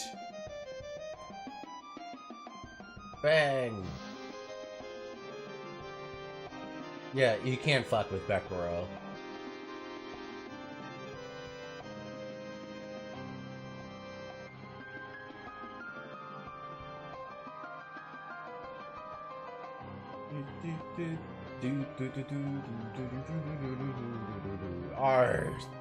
Momentify!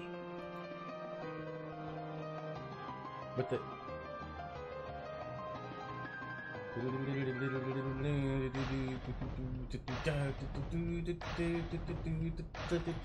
Arf! Go fetch!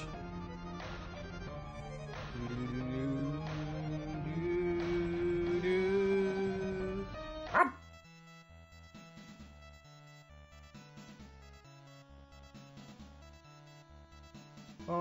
Good dog. Best friend.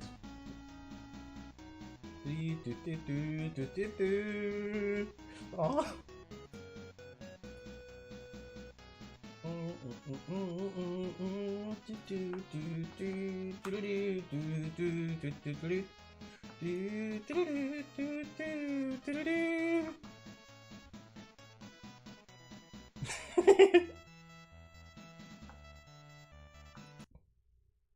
Yay! Oh.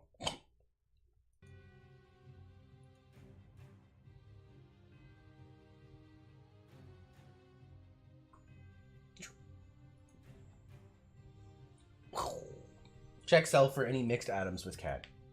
Nope, no mixed atoms. Looks like you and the kitty kept your genes to yourselves. Your new kitty, whose name is... You'll think of one later. Hey, where the heck are you anyway? Look around the room. Oh, well, you're back home. The well-stocked bar and the vantage from the window tells you this is your mom's room. Or at least what you thought was her room. You decide not to be especially melodramatic about this revelation. Rose, watch the meteor impact. Oh, that's funny. Shouldn't that place be unestablished by now? The downpour of smaller meteors has stopped. Boom! Better get out of here. This room is a powder keg with all this booze lying around. Get into business. Suddenly, you're feeling very businessman-like for some reason. You just punch a shitload of cards in anticipation of making a whole lot of cool stuff.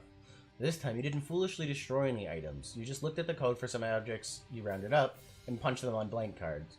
You wonder how much alchemizing you can get away with before Rose gets back, as if she's got any right to tell you what to do with your hard-earned grist.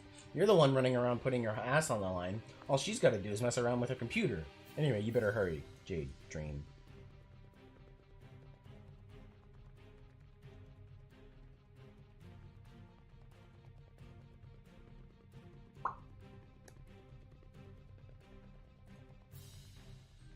You are now dreaming.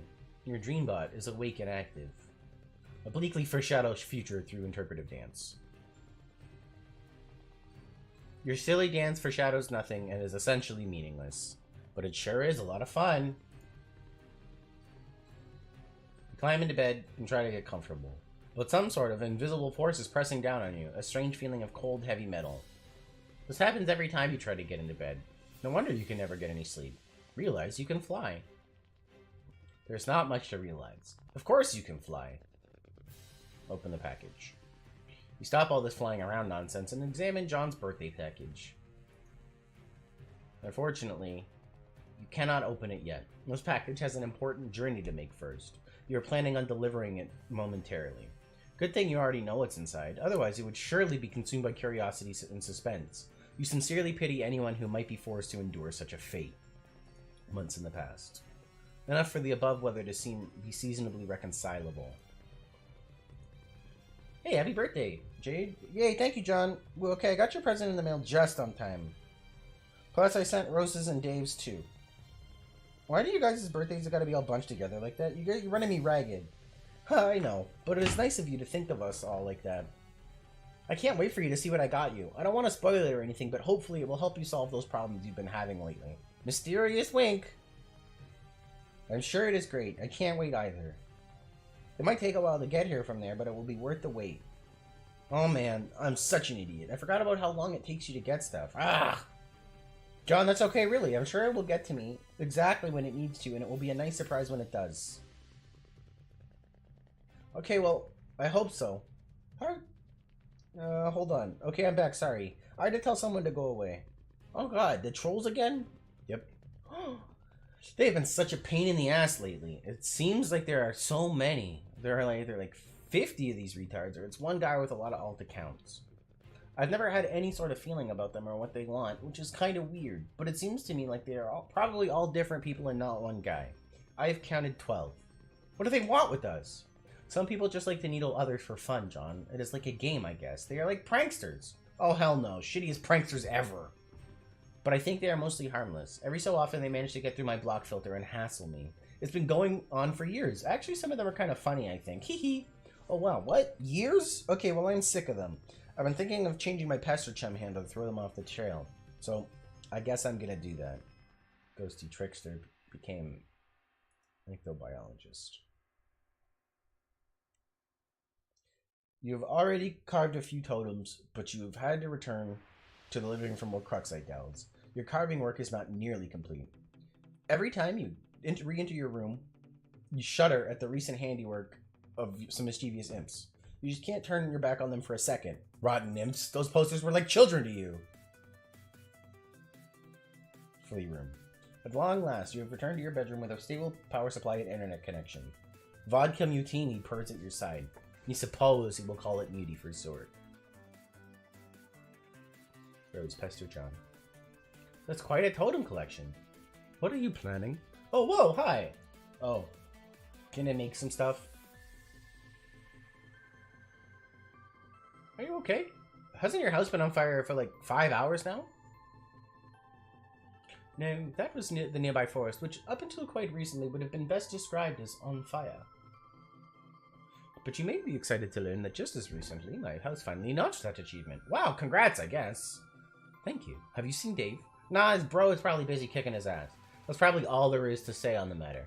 Okay, I'm going to start putting this grist to use too. Let's be sparing with the frivolous knick-knack breeding and focus on getting you up to the gate, okay? Yeah, okay. I hear you, but I think we'll have plenty. I've been killing imps all over the house, and now it's lousy with gushers. Gushers? I mean grist. Serves them right for ruining my posters, the bastards. Which posters? Don't you see? My sweet movie posters. Look them. They're fucking ruined. John. Are you suggesting that imps are responsible for defacing your movie posters? Yeah. Your posters? I've looked like that ever since I first saw your room, the moment we started playing this game. I thought you had defaced them ironically, to mock your father's interests. John? Very funny, Rose. Nice joke. Great joke there, Rose. Top of the line prank. Hee hee. Ha ha ha ha. This is good. Laughter is probably the best way to avoid being especially melodramatic about the revelation. Yes. Yes. Let's just keep this joke going because it is such a good one. Ha ha ha ha. Oh my. Ha ha ha. Ha ha ha. Ha ha ha ha ha ha ha ha. WV, descent.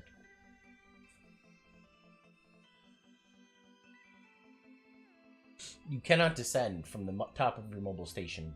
The loose cable you gathered up and tied together is not yet long enough to allow you to reach the ground safely. You have used all the cable you can find. You will have to come up with another plan. Sacrifice your mayoral sash for more cables. Absolutely not. What are you, crazy? And Laird does not relinquish his mayoral sash under any circumstances ever, period. Purify the temple. That's such a dumb idea. Not as dumb as using your sash, but it comes close. That temple is way too big. You probably just end up purifying a chunk of useless, boring rock. Wait, what's that? There's something dangling from the top of one of the towers near the temple. Command Serenity to carry the rope to you. She's a tiny insect and cannot possibly lift more than the weight of a pumpkin seed. She does, however, inform you of what the ledge contains through a series of informative blinks. There is a old rusty harpoon lodged into the crumbling rock. Tied to it is a bunch of jumble of handy cable. This strikes you as convenient.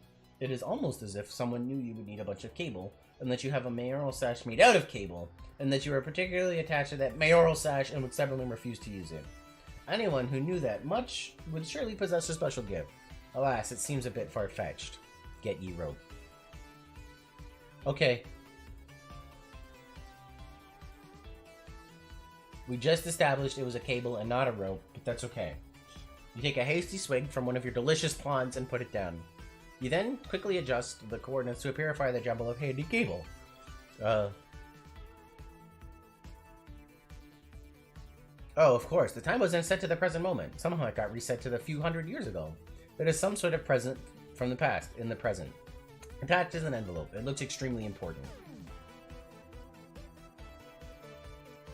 You open the envelope. Inside is a letter and another envelope. This is all highly confusing and you do not know what to make of it. Still, it is obviously critical mayoral business, which you take very seriously, and you will defend this package with your life. Try to purify the cable again. You set the time to the present and purify the jumble of cable. Take obvious course of action. You tie all the cable together and carefully lower your precious pumpkin bindle. You then rappel down the station with the package, which must not leave your side. Use in the future. which is to say, the present moment precisely.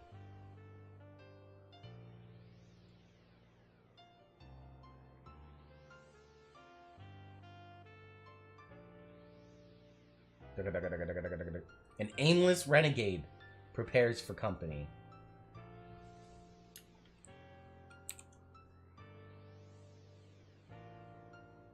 Build as much as fast as you can. Okay, well, I make some stuff here. Can you keep an eye out for imps?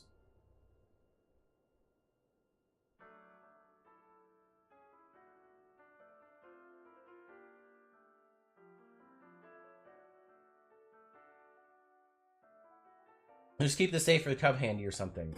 I'll serve them right for thrashing my posters.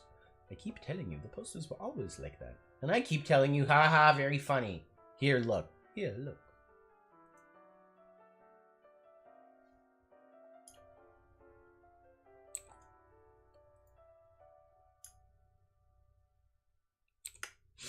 Yeah, I saw those, but they didn't look like that before. You must have changed them. Even if I have the motive for such a bizarre and pointless deception, why would I find the time? I don't even have Photoshop. Why didn't you tell me they were there? I had no reason to think you were not aware of them. I thought they were strange, certainly, but I was not struck by any particular impulse to discuss them.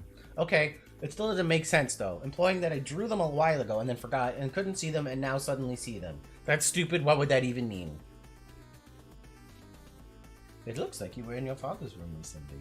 Yeah. And how did it make you feel to discover what was in there? Oh no, I just realized. You were going to psychotherapify me. Well, don't bother. Maybe I am just being a friend. Maybe. I suspiciously. Suspiciously. Anyway, I guess you saw what's in there. It's boring and there's not much to even see. That doesn't matter. What matters is how seeing it affected you. I think it clearly has in some way.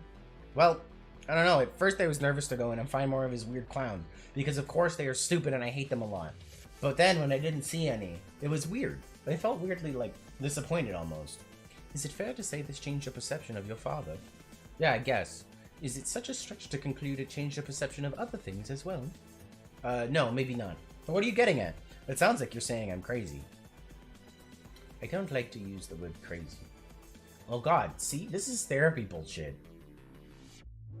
That was a joke. But anyway, whether it means you are crazy or not, consider this theory. Your presumably long-standing tendency for scrolling this imagery is really your subconscious trying to express something disturbing within you. Possibly something from your past which you have blocked out. And since you have suppressed it, your conscious self cannot acknowledge the drawings. Therefore, they have been invisible until now. Why now? Perhaps because you have seen evidence that conflicts with the worldview your subconscious is constructed to obfuscate the truth. That your dad is not necessarily the clown-loving maniac you thought he was. All along, this negative attribute buried within your psyche may have been projected onto him and subsequently reviled as a sort of defense mechanism. But this is absurd! My dad loves these shitty clowns. He's got all these statues and paintings everywhere. Is it unthinkable that over the years it was he who believed you were the one with a passion for clowns, because of all the strange drawings in your room? A father that embraces a son's hobby to establish a stronger bond, or wages a campaign of passive-aggressive mockery of your interests. Either is plausible. I don't know your dad that well. I don't know. I'm not sure about all this, but I think we need to stop and acknowledge the bunny fedora, Sasser fedora I just made. It's awesome. Yeah. It is awesome. Wow, what are you doing, by the way? Rose, sorry to say this, but this is all looking kind of shitty. I'm trying to spread the upward construction around so there's more of a substantial foundation for later on.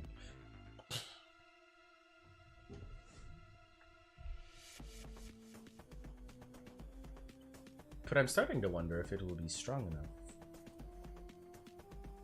I don't think brick chimneys were meant to serve this architectural purpose.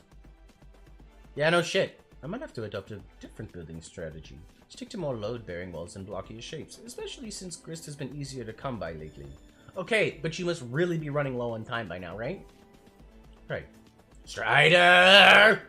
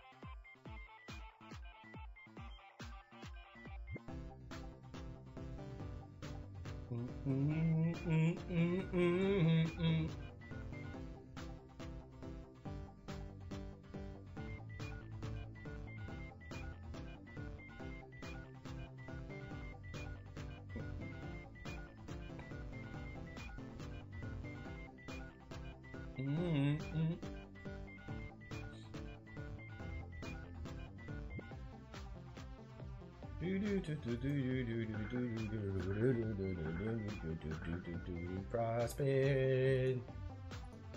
Look at Prospect. Everybody look at Prospect. There it is right there. It's Prospect and you don't care. There is Prospect, there it is. Let the Prospect begin.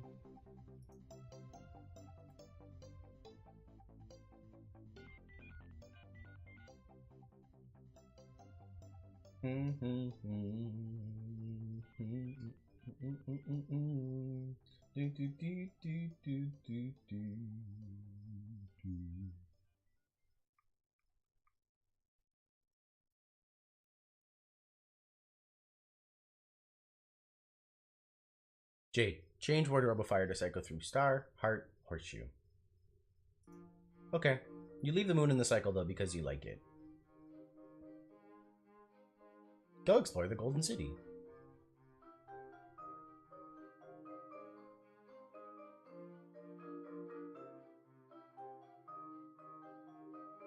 How pretty.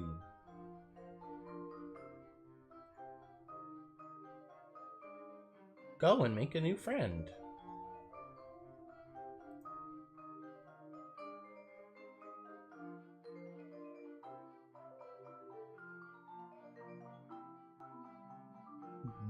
Eat letter and envelope. Well, you cut that out. You have company. Look behind you. See? Over there. Dear Mr. Mayor, go here.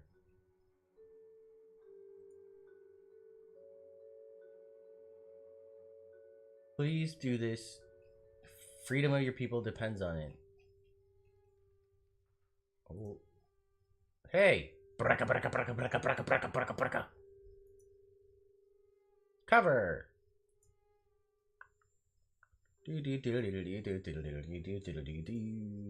Hurry! Give present! Hooray! To Miss Mail Lady. Gracefully fly to the other golden tower. You decide to check on your neighbor. Inspect neighbor's tower. It is very much the same as your own. The only difference is that this one is home to a young boy instead of a young girl. You peer through the window. John is of course sound asleep. It looks like he is having troubled dreams as usual. You cannot disturb his slumber though. He will wake up when he is ready. Speaking of John, you wonder if he already got the birthday present you sent him, or for that matter, if you even remember to send it. Darn, you get so confused sometimes. If only I had some system in place to help you remember things. Your moon is getting very close to Skya. You had better go inside soon. It is never a good time to be outside, or never a very good idea to be outside during the eclipse. Maybe you can take the opportunity to log into your computer and ask John about his present. You just know he will think it is awesome, and will be a great way to thank him for the wonderful present he got you. Alchemist in a 1980s time-lapse montage. That would be pretty cool and would promote the appearance to the audience that a whole lot was getting done in not much time, but it also sounds like kind of a pain in the ass, so you decided to play it straight up this time. Rose has moved the Alchemister back down to the deck while she reworks the building project up there. Just as well because it will save you a lot of legwork. Between this thing, the Designix, and the lathe, that's a whole lot of scrambling around. Recombine hammer and pogo ride.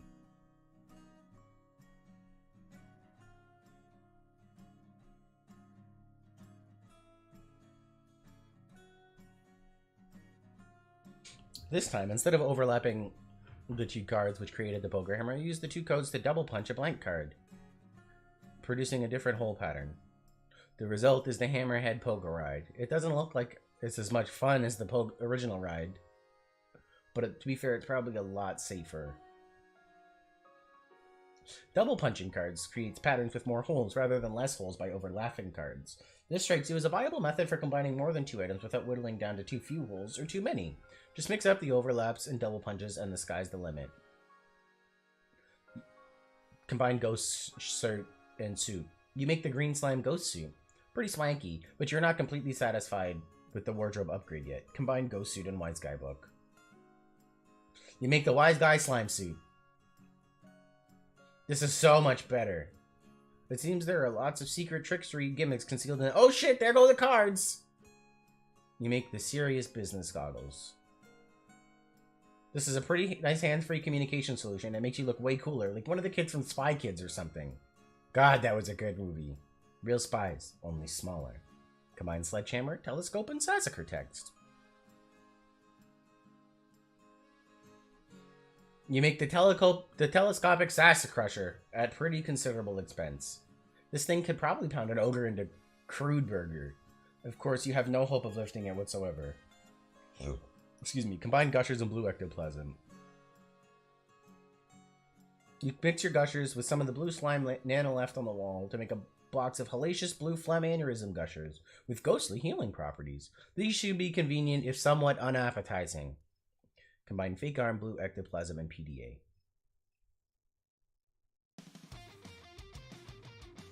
You make the remote ghost gauntlet.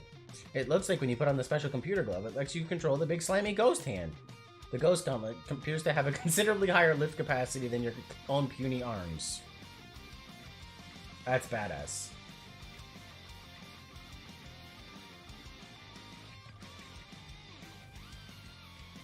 Combine Ghost Gauntlet and Bathroom Mirror. You make a left-handed Ghost Gauntlet to compete the player, because you don't see why the hell not. Combine Umbrella and Straight Razor. You make the Barber's Best Friend. It suddenly seems worthwhile to you to go nab that Umbrella kind stripe specialist that's been lying in the study for a while.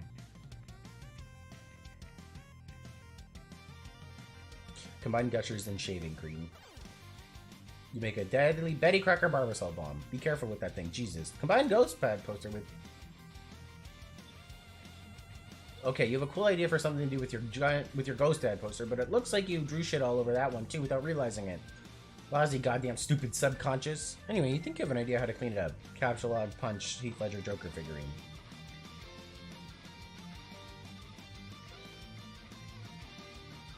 If you can somehow subtract the code of the Joker figurine from the code of the poster, it might work. Luckily, the Joker code only has 2 holes, making the task very simple. The defaced Cosby poster shares those holes. You determine that the defaced Cosby could only result from a double punching with the Joker if your theory is correct. This means the original Cosby poster had one of those 3 holes punched, or the other, or neither, making 3 total possibilities. You try out all 3 possible codes, yielding 1 potted plant, 1 painting of a horse attacking a football player, 1 clean Cosby poster. Success. Combine Cosby poster with computer. You make the Cosby top computer. This thing is probably a useless piece of shit, but making it has caused you to feel an alarming sense of satisfaction. Combines Dad's hat and Problem Sleuth game. You make another ordinary fedora with 4 pieces of candy corn inside. Combine Hammer and Problem Sleuth game. Whatever this item is, you cannot make it yet. It requires a ludicrous amount of grist, some types of which you have not even encountered. Combine Iron and Pogard Hammer. You make the Wrinkle Fucker.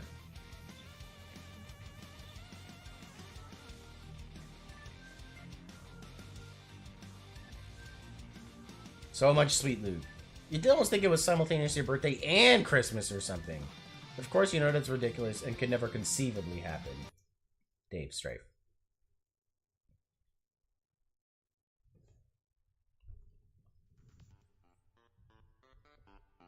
Still fighting his bro. He's gonna be fighting bro forever.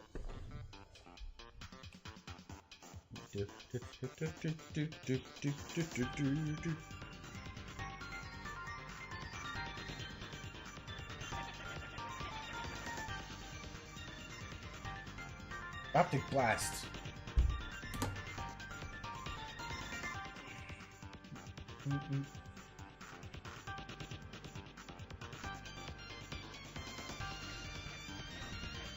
Cheap piece of shit!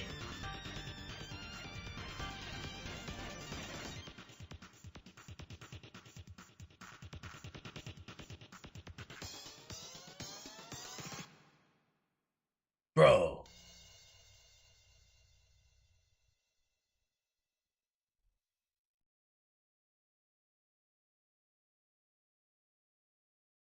Bro just kicked my ass. That's really all there is to say on the matter.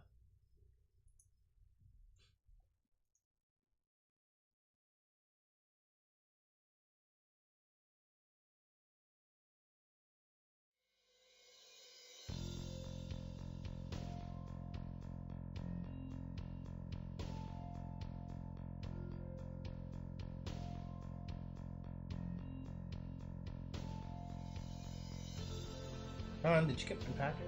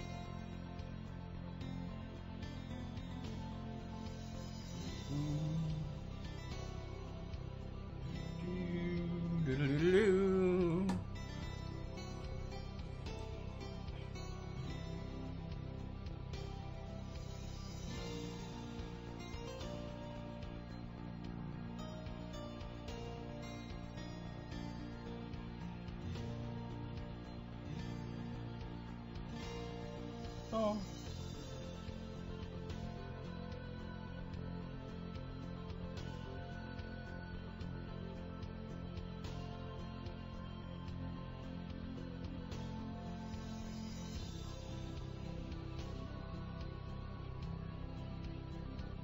There's a lot of noise outside my house. It sounded like an explosion.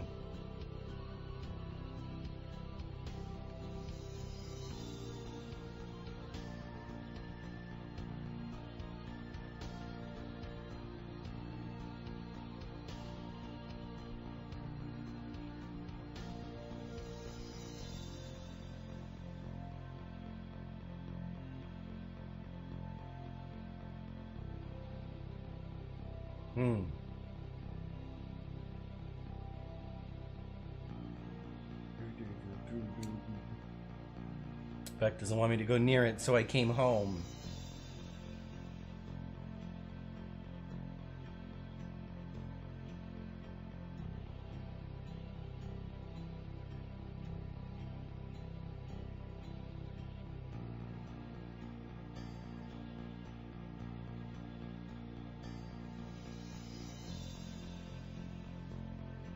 Oh, this is back when he was dreaming. But he didn't. Back in Act 1.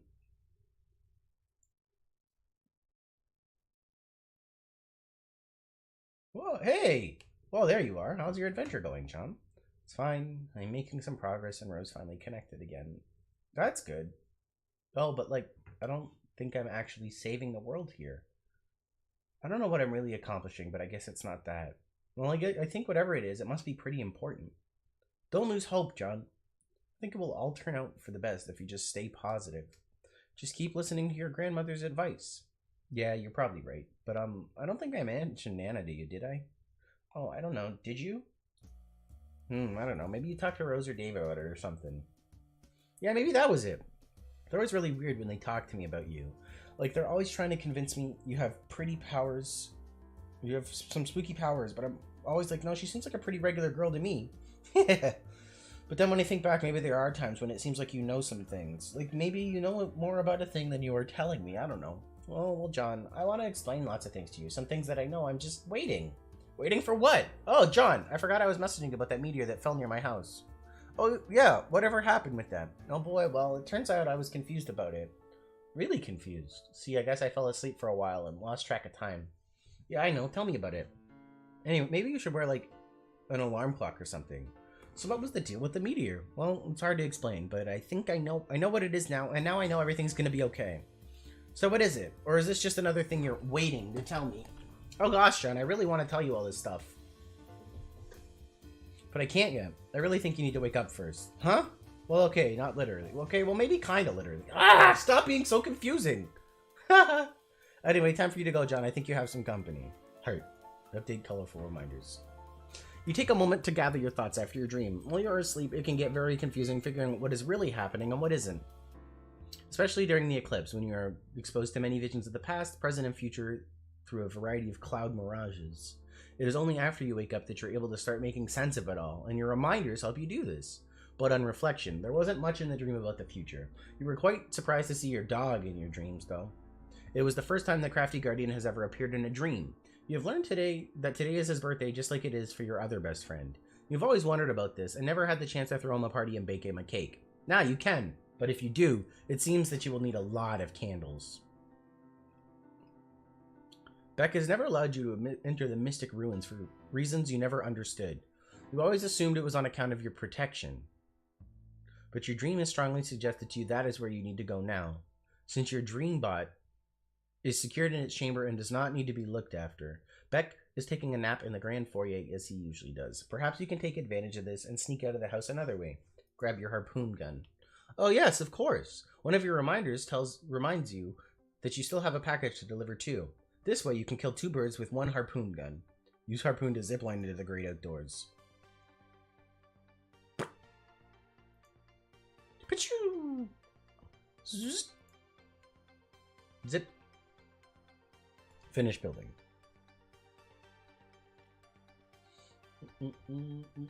Architectural perfection.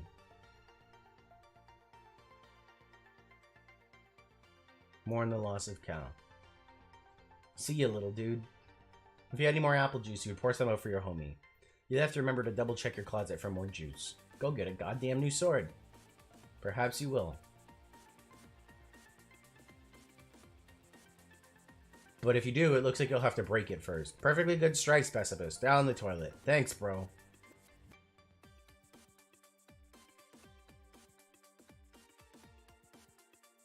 You try to grab the beta, but you forgot your Silodex is completely packed. You wonder why you jammed all this useless crap in here in the first place. Maybe you assumed you would weaponize it all during one of your customary hash trap battles with your bro.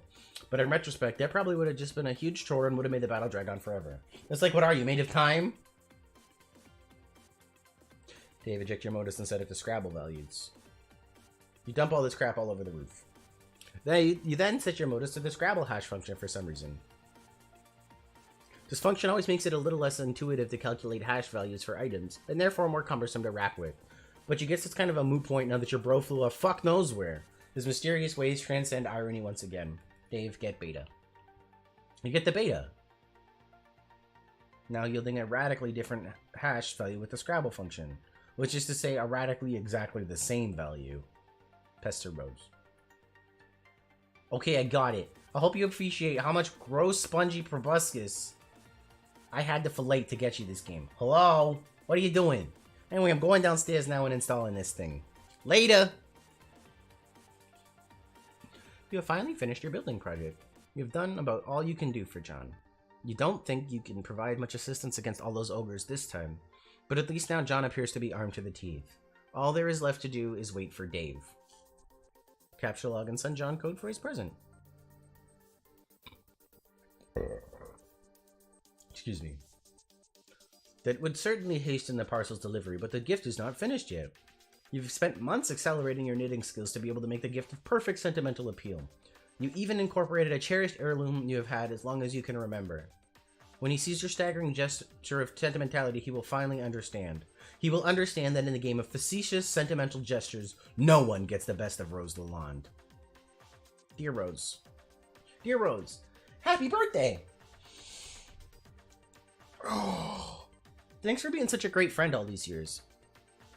I know you like to make it out Like you're playing it cool and don't really care much about the people in your life, but I know deep down you really do. Hell, not even that deep down. It's like your subconscious is having a wet t-shirt contest, and you being all aloof is this totally soggy shirt doing no good at all, hiding nothing. Oh wait, it looks like you can play at this game of cracking all these highfalutin psychology books. Aw, snap! But yeah, I got you this because I think you're pretty creative, and you could make something nice with it if you put your mind to it. It might help you take your mind off a lot of all this serious business you're always absorbed in. You know, all this weirdo pseudo-gothy stuff or whatever. Frankly, it's kind of depressing. Anyway, you're the best, Rose. Have a rad 13th. I will catch up with you guys soon. God, you're all so old. Ghosty Trickster, John.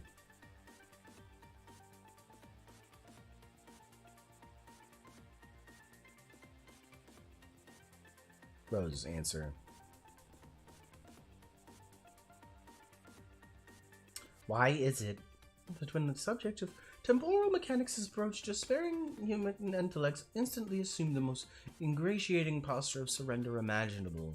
Time is not that difficult to understand.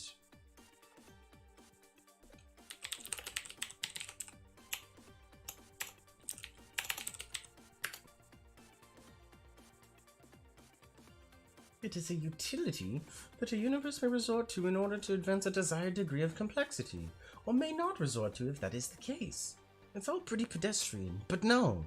When time travel comes up, you present the face that a man shows when the breeze gradually alerts him to his absence of nether dressings. I don't see how we are to properly agitate you all if you continue to insist on failing to understand basic concepts which common infants effortlessly manage to describe via scrawlings in their own puddles of sloppy discharge. Have we spoken before? Yes. In the future. You and your friends never cease to invent ways to strengthen the credibility of your assertions. Oh my! It is your human sarcasm again.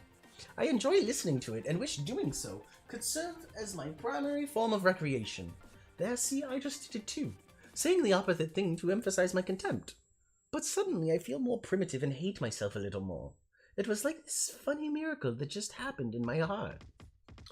I would admire the sophistication of you and your fellow future dwellers a little more if you seem to be aware the word human only functions as that sort of adjective in bad science fiction. But I won't be rude and change the subject. There's still a bit of unflagellated straw poking out of your rhetorical effigy over here. Oh dear. No, we aren't from the future, but we are all already in agreement that you don't get it and never will. I thought you said we spoke in the future.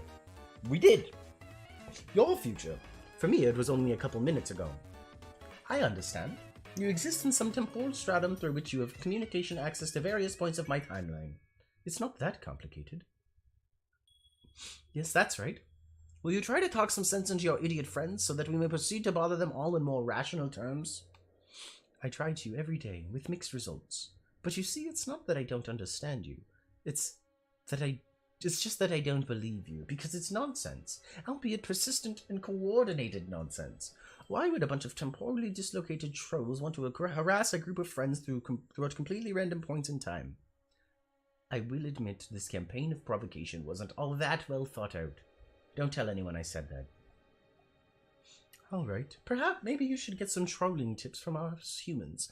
Our sparing intellects are probably better suited to it. Yeah, maybe. Why don't we be friends? You want to be my friend? I think so. I think we're supposed to. You suggested as much earlier. You mean I did in the future? Yes, a couple minutes ago. Probably because I remembered you mentioning it in the conversation we're having now. That's likely. Your commitment to this role-playing scenario is intriguing. What choice do I have but to accept?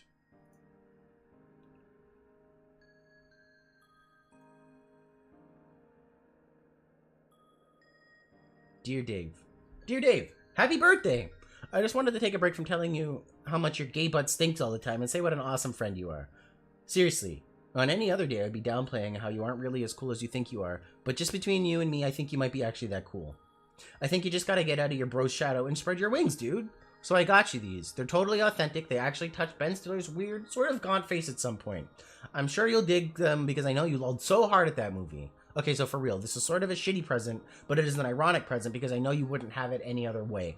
Maybe you can wear them ironically sometime. They might even be more ironic than you and your bros' dumb, pointy anime shades. Anyway, have a good one, buddy, and stay busy being totally sweet. Ghosty Trickster, John. Hey.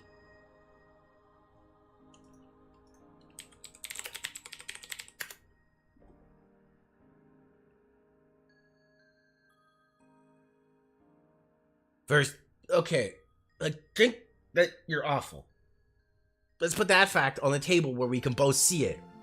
Now that you have been primed for the digestive ruination that's about to take place, and the comprehensive soiling of the laundry enveloping your person...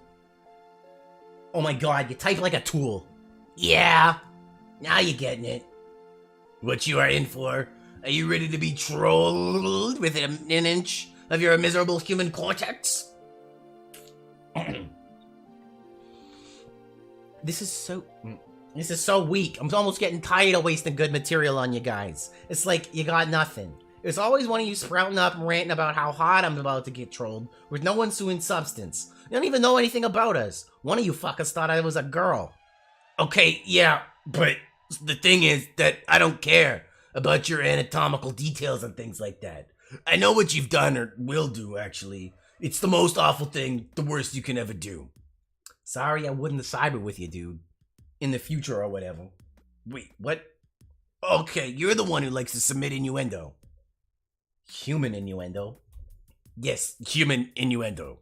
Sorry for the lack of clarity. So at what point in the future am I supposed to look forward to you whipping this Titanic hankering from my knob? Be honest with me, because I'm busy. And I want to know exactly when I gotta clear some space in my calendar for some fuckwit blunders out of a magical phone booth that makes a ballad-inspiring play for my throbbing beef truncheon. Should I be perturbed by these illusions? No, man, look. I just need to know when to be there. When the stars come into alignment and your flux capacitor lets you finally sate your meteoric greed for crotch dashing.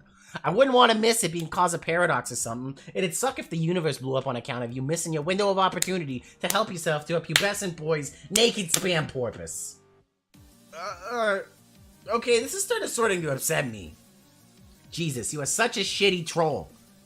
I guess I'll leave you alone and find another point in time to bother you when, I guess, you are more emotionally susceptible and don't have all these bees in your bonnet about your human sexuality. Oh no, dude, you sassed me up, we are in this shit now. Together, for the long haul. What?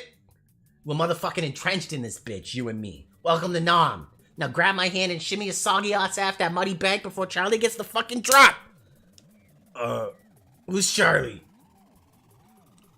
He's the guy who's gonna read our vows. I'm feeling pretty friggin' matrimonial all of a sudden. Take a look down by your foot. See that little bottle? Stomp on that shit like it's on fire. Noisy ethnic dudes are flipping the fuck out and waving us around on chairs until someone gets hurt. I'm your 300-pound matronly freight train, and my gaping furnace is hungry for coal. So get goddamn shoveling. Oh my god! Bro, look at my eyes. That twinkle? That be devotion. You herniated pro wrestler's sweaty purple taint. Sparkling like a visit from your fairy fucking godmother. Should be pure and true. That's what you see. A kaleidoscopic supernova of all your hopes and dreams all switching together. Radially effervescing arms of more little boy peckers than you can imagine. Turning out insane corkscrew haymakers of a billion dancing Vienna sausages strong. This is how we do this. This shit's more real than Kraft mayo. Adios, Toreador, block turn tech godhead. You are now the aimless renegade. You have identified a couple of unwelcome rogues outside your current stronghold. They are in violation of your jurisdiction. Despite your extraordinarily striking marksmanship, you have spent your entire ammo clip without recording a single kill shot. What will you do? Realize that your weapon is magazine fed, not clip fed. You don't give a shit about that. Examine the wall behind you. The wall exhibits rows of ancient hieroglyphs depicting an array of amphibious and reptilian life forms. This is illegal pictography. It makes you angry. Go search for more ammo. There is plenty of ammunition stored in the various ammo crates, which you have spent a great deal of time unearthing from nearby dunes and hauling back to your stronghold. You have a large variety of weaponry and ammunition at your disposal. Whether you can locate some more AK-47 rounds quickly enough is a different matter. Quickly retrieve sidearms. You retrieve a pair of deadly sidearms, but you will need a longer range weapon if you are to continue your enforcement. Find a rocket launcher. Here's one. Befriend the unwelcome rogues. You wonder if you should reconsider your grievance with the offenders. Perhaps you should let it slide. They seem friendly enough, and it's been so long since you've had company. It would also be quite a pity to blow up that tall, attractive female. But then again, they are both in flagrant violation, trespassing through several zones which you painstakingly marked as off-limits while you conduct your investigation of the crime scene. It is your duty to investigate this illegal monument and get to the bottom of its illicit amphibious idolatry. Just thinking about all the sloppy footprints they are leaving in the sand makes your carapace steam. The law is all that's left to hold on to in this unforgiving dust bowl. You cannot afford to loosen your black claw's grip, lest justice slip through your fingers. Law is beauty. Order is peace. Judgment is the very basis for all that is pure and... Hold that thought. You need to take a moment to wear something ridiculous before you continue your spiel. Order in the court! We will have order in this courtroom. If everyone does not settle down, you will clear out this courtroom, you swear to God. Examine moving platform. It appears to be a large stage serving as some kind of elevator, but it can't go down because there's something jammed in it. Looks like a peculiar musical instrument, probably centuries old. But yeah, the jury agrees. You've got to go blow up those trespassers. Place present on monument. You put John's present down in just the right spot, along with the letter you prepared a little while ago after a particularly interesting series of dreams. Should be any minute now.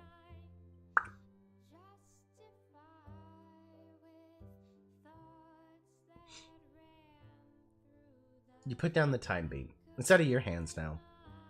You guess you could swim. Maybe you can think of a better way across, though. This is kind of confusing.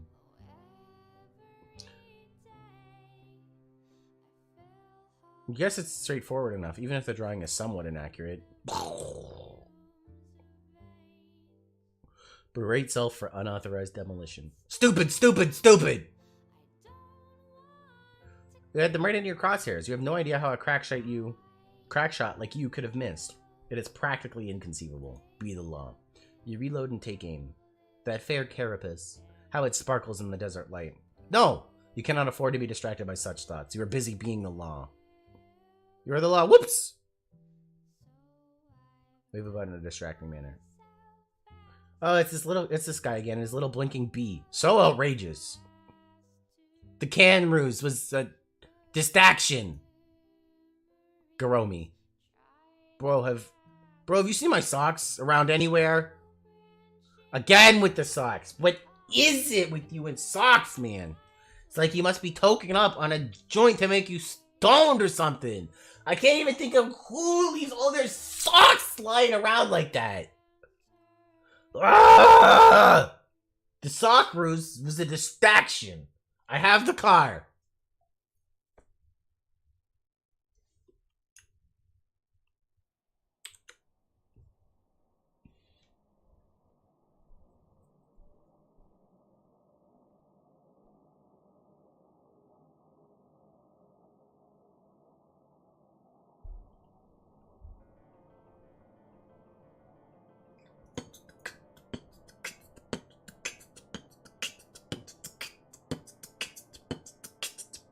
Scamper quickly to the new created hole. You have the cargo.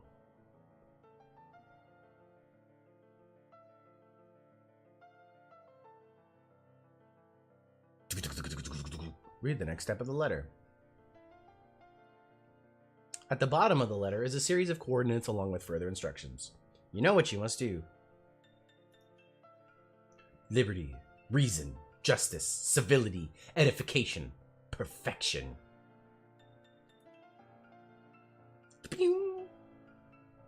Mail. Years in the past.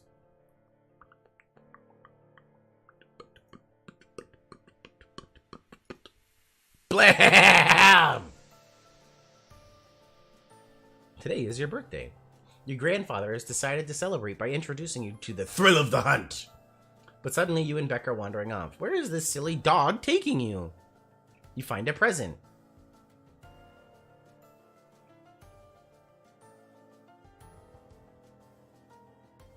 You open to find a shirt that is way too big for you and pumpkin seeds. There is also a letter. Dear Jade, happy birthday. It's hard to thank you enough for your friendship over the years. Heck, if it weren't for you, I wouldn't have even met Rose and Dave. So that is like 3 times the friendship. That is almost like too much friendship. Haha. I only wish I could get you something for your birthday that can remotely make up for what you've given me. But of course that's impossible. So here are a couple of silly things anyway. I went to a weird Asian store and saw this rad shirt. So I got it and I'm wearing it now. But there was a blue one too, which was way more awesome, and I wanted you to have it. I know you like green a lot, but maybe you'd like to try wearing blue sometime. I bet you'd look like $1 million. Also, I know you've been frustrated lately about how your pumpkins keep disappearing. Well, I can't begin to explain why that's happening. All I can do is give you these so you can plant some more. Don't give up, Jade. Wherever those gum old pumpkins went off to, I'm sure you know the fun is in growing them and taking care of them until they're ready. Well, gotta head out to the post office now, so this doesn't get to you too late. Talk to you soon. Ghosty Trickster. Who is this John claiming to be your friend? And these other friends you mentioned? Whoever he is, you think he might be onto something. Blue is a very pretty color. Also, growing some pumpkins sounds like it could be fun. Maybe you'll ask Grandpa if you can use the atrium to do some gardening. This will be exciting. What? You bear the vicious brunt of the story transition directly in the face. You are getting really tired of this feisty man and his busy fists. Kill John's. Here, stick this in your pipe and bleed to death slowly. Ah!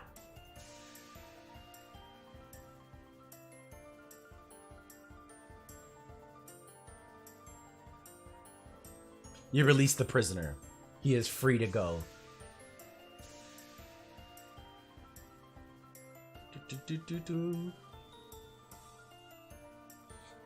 Ribbit.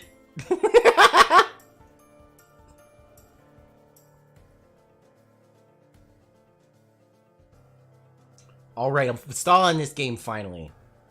We're doing this, man? Yeah, you could almost say we're making this. Go on. What is it? We're making this. Transpire. Sunglasses emoji. Excellent. Let's make shit take place.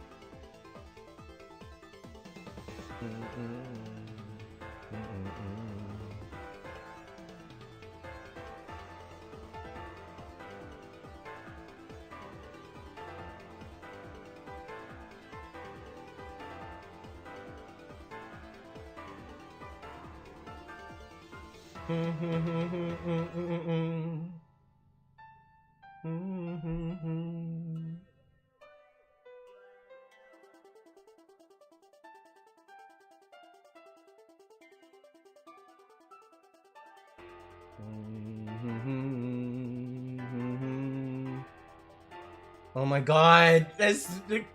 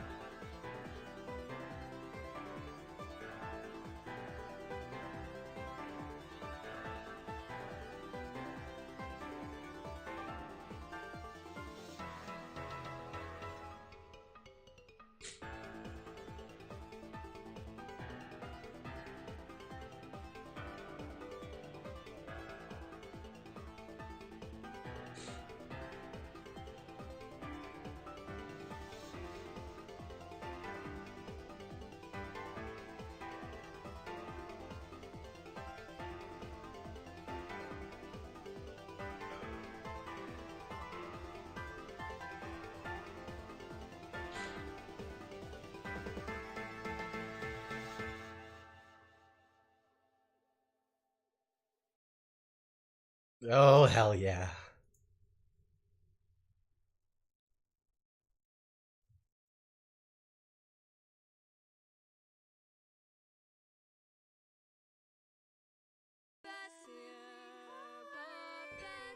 Yeah, no, you don't get music right now.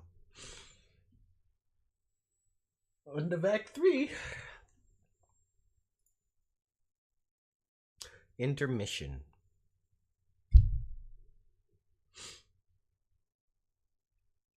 Okay, so that's Act 3 for today, guys. So I'm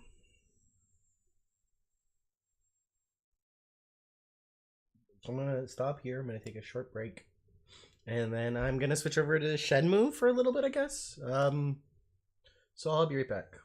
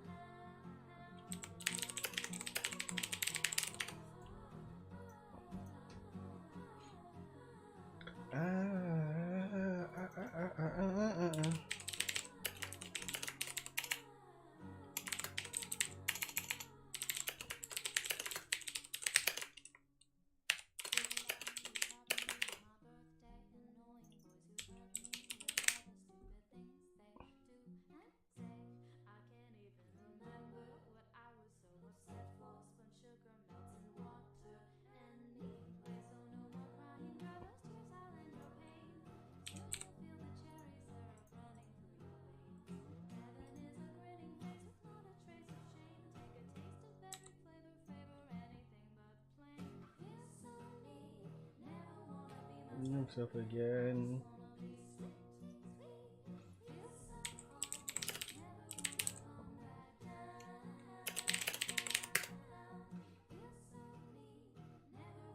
Repeat yourself again. Never wanna come back down. Didn't I download this yesterday?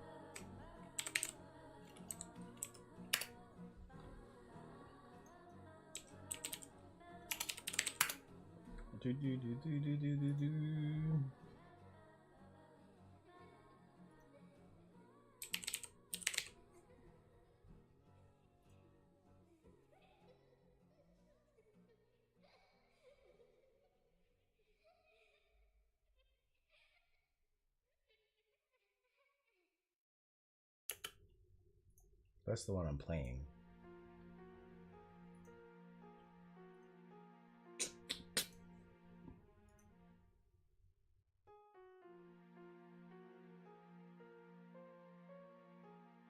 If it would work.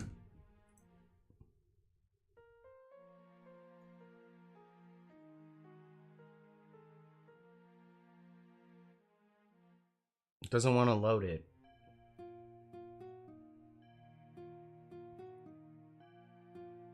Can you do your job?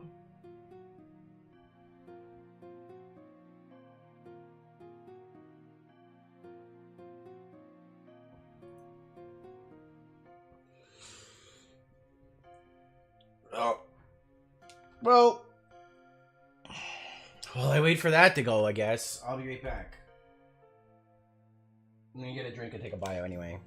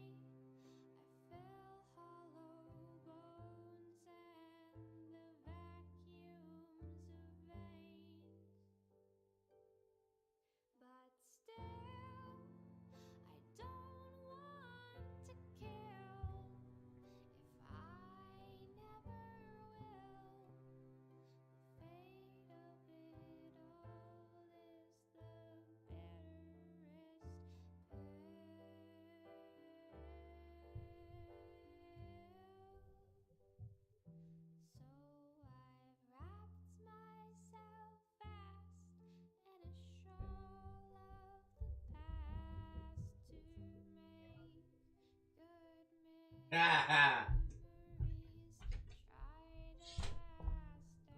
guys, I'm back. Yeah, let's play for a little bit. Fuck it.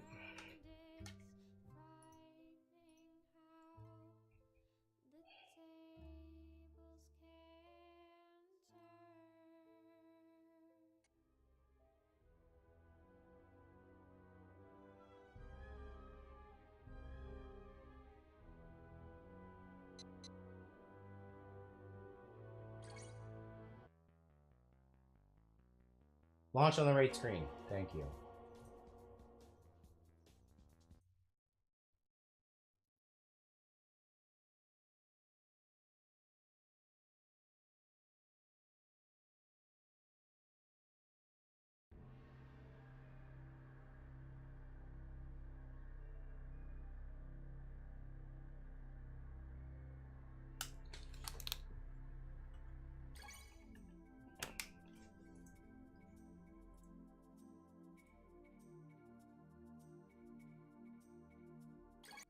New game, I guess.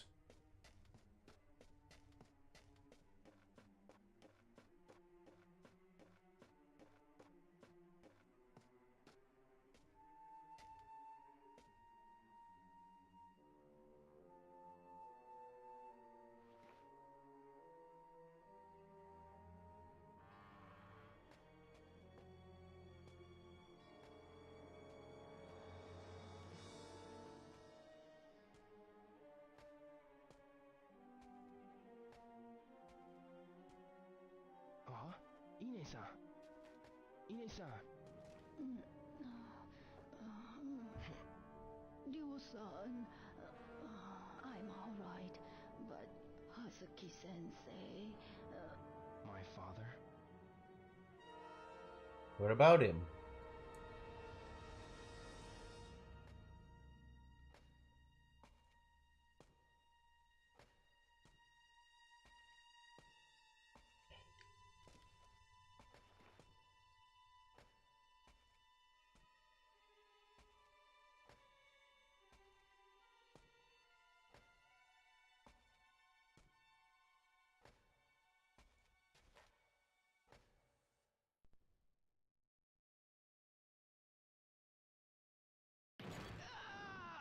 Oh, yikes. Fuku-san! Fuku-san! Ryo-san! Fuku-san! What the hell's going on?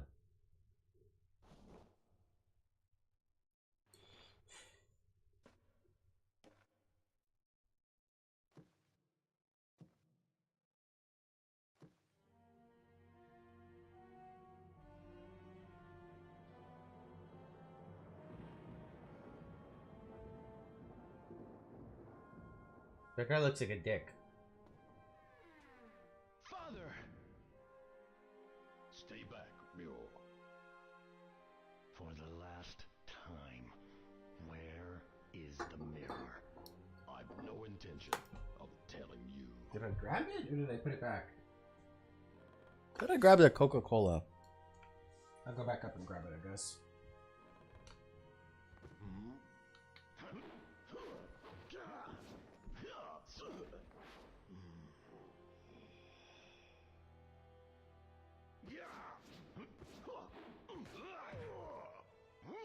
Oh, yikes.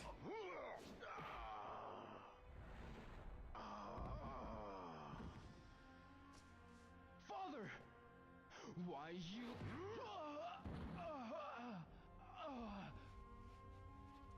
Now then. No matter how often you ask, I'll never tell.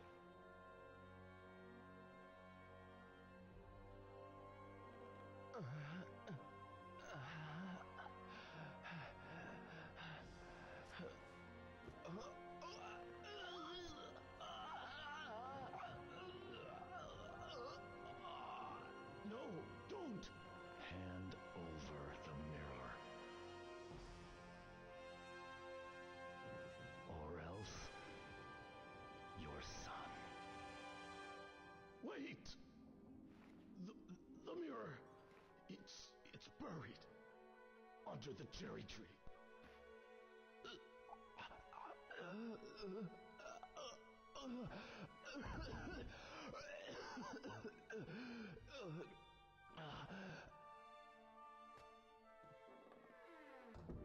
Do you remember Chao Sun Ming? Chao? That's the name of the man you killed in Moon Swan. It can't be. You! Get up. I'll allow you to die like a warrior.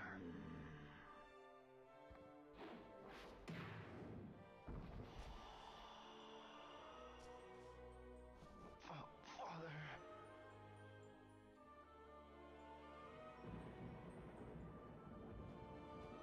Wendy-sama, we have it.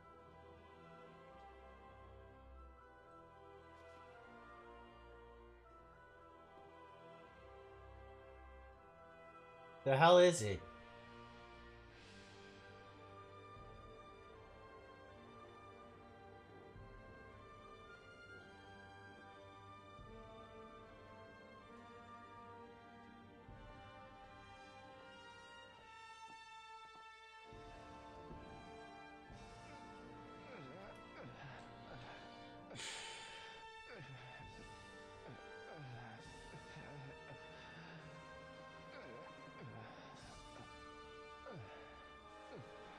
Father.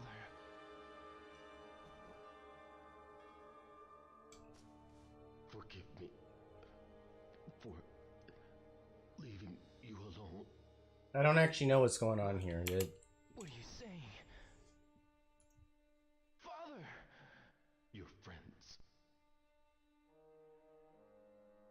Keep friends. Those you love close to you. No. Father! Father! No!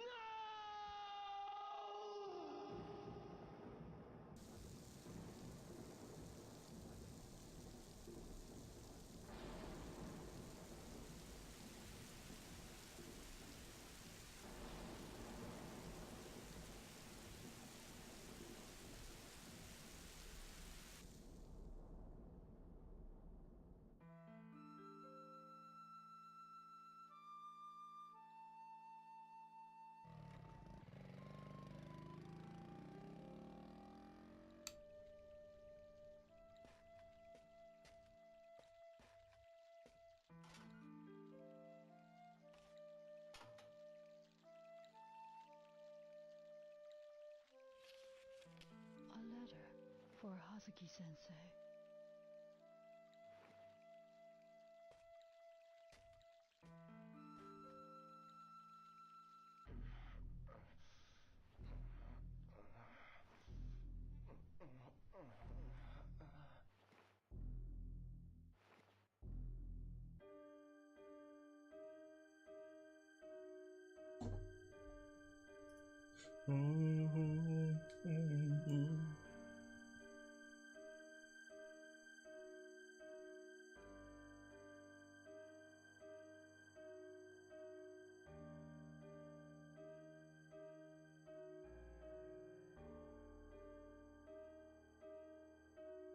So am I reliving my... Am I rewatching my dad's death over and over again?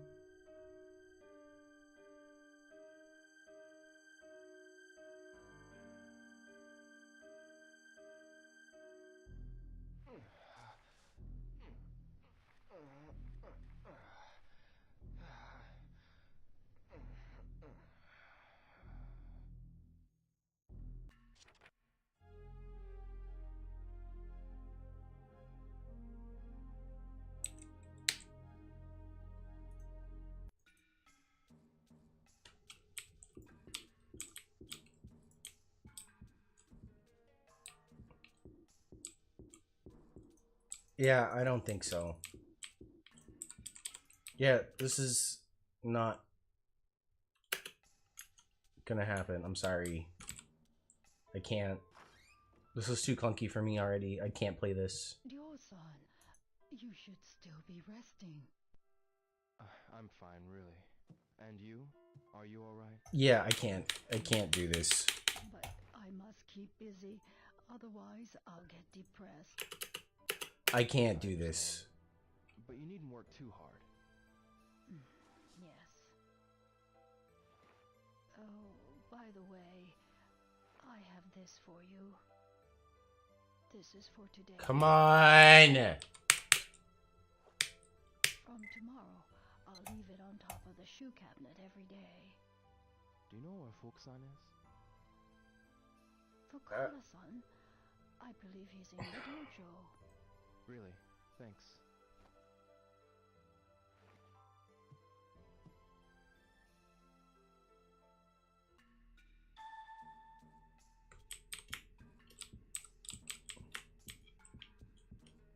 Yeah, I can't.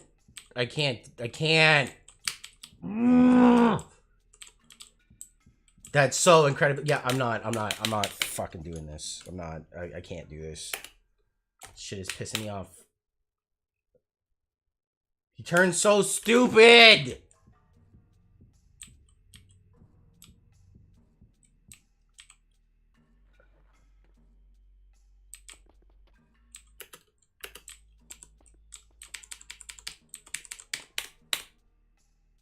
Yeah, I don't like this.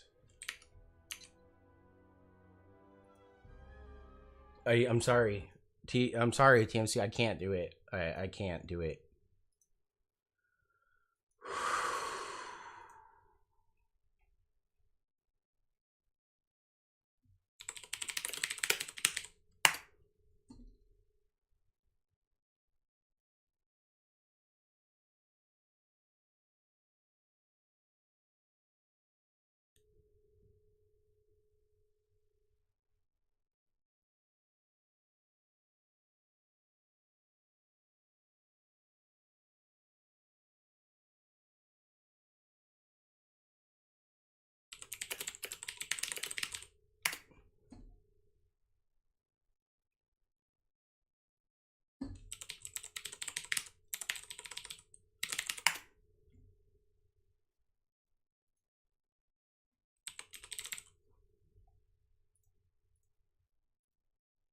I can't do it. It's too clunky. It's not fun.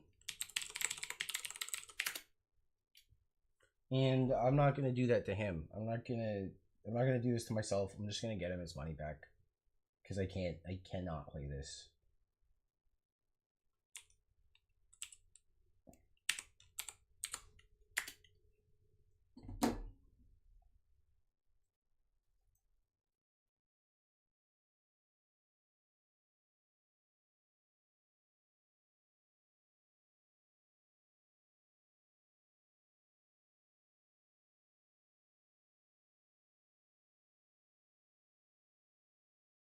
Yeah, I can't. I'm not gonna play this. I'm definitely not gonna play this. He turns like a fucking idiot.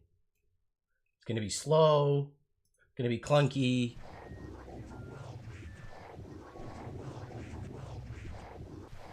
I'm not gonna do it. I'm sorry.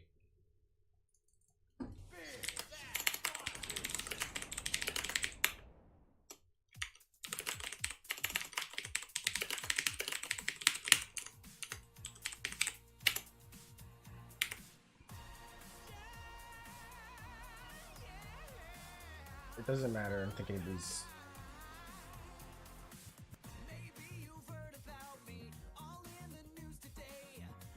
Watching anyway?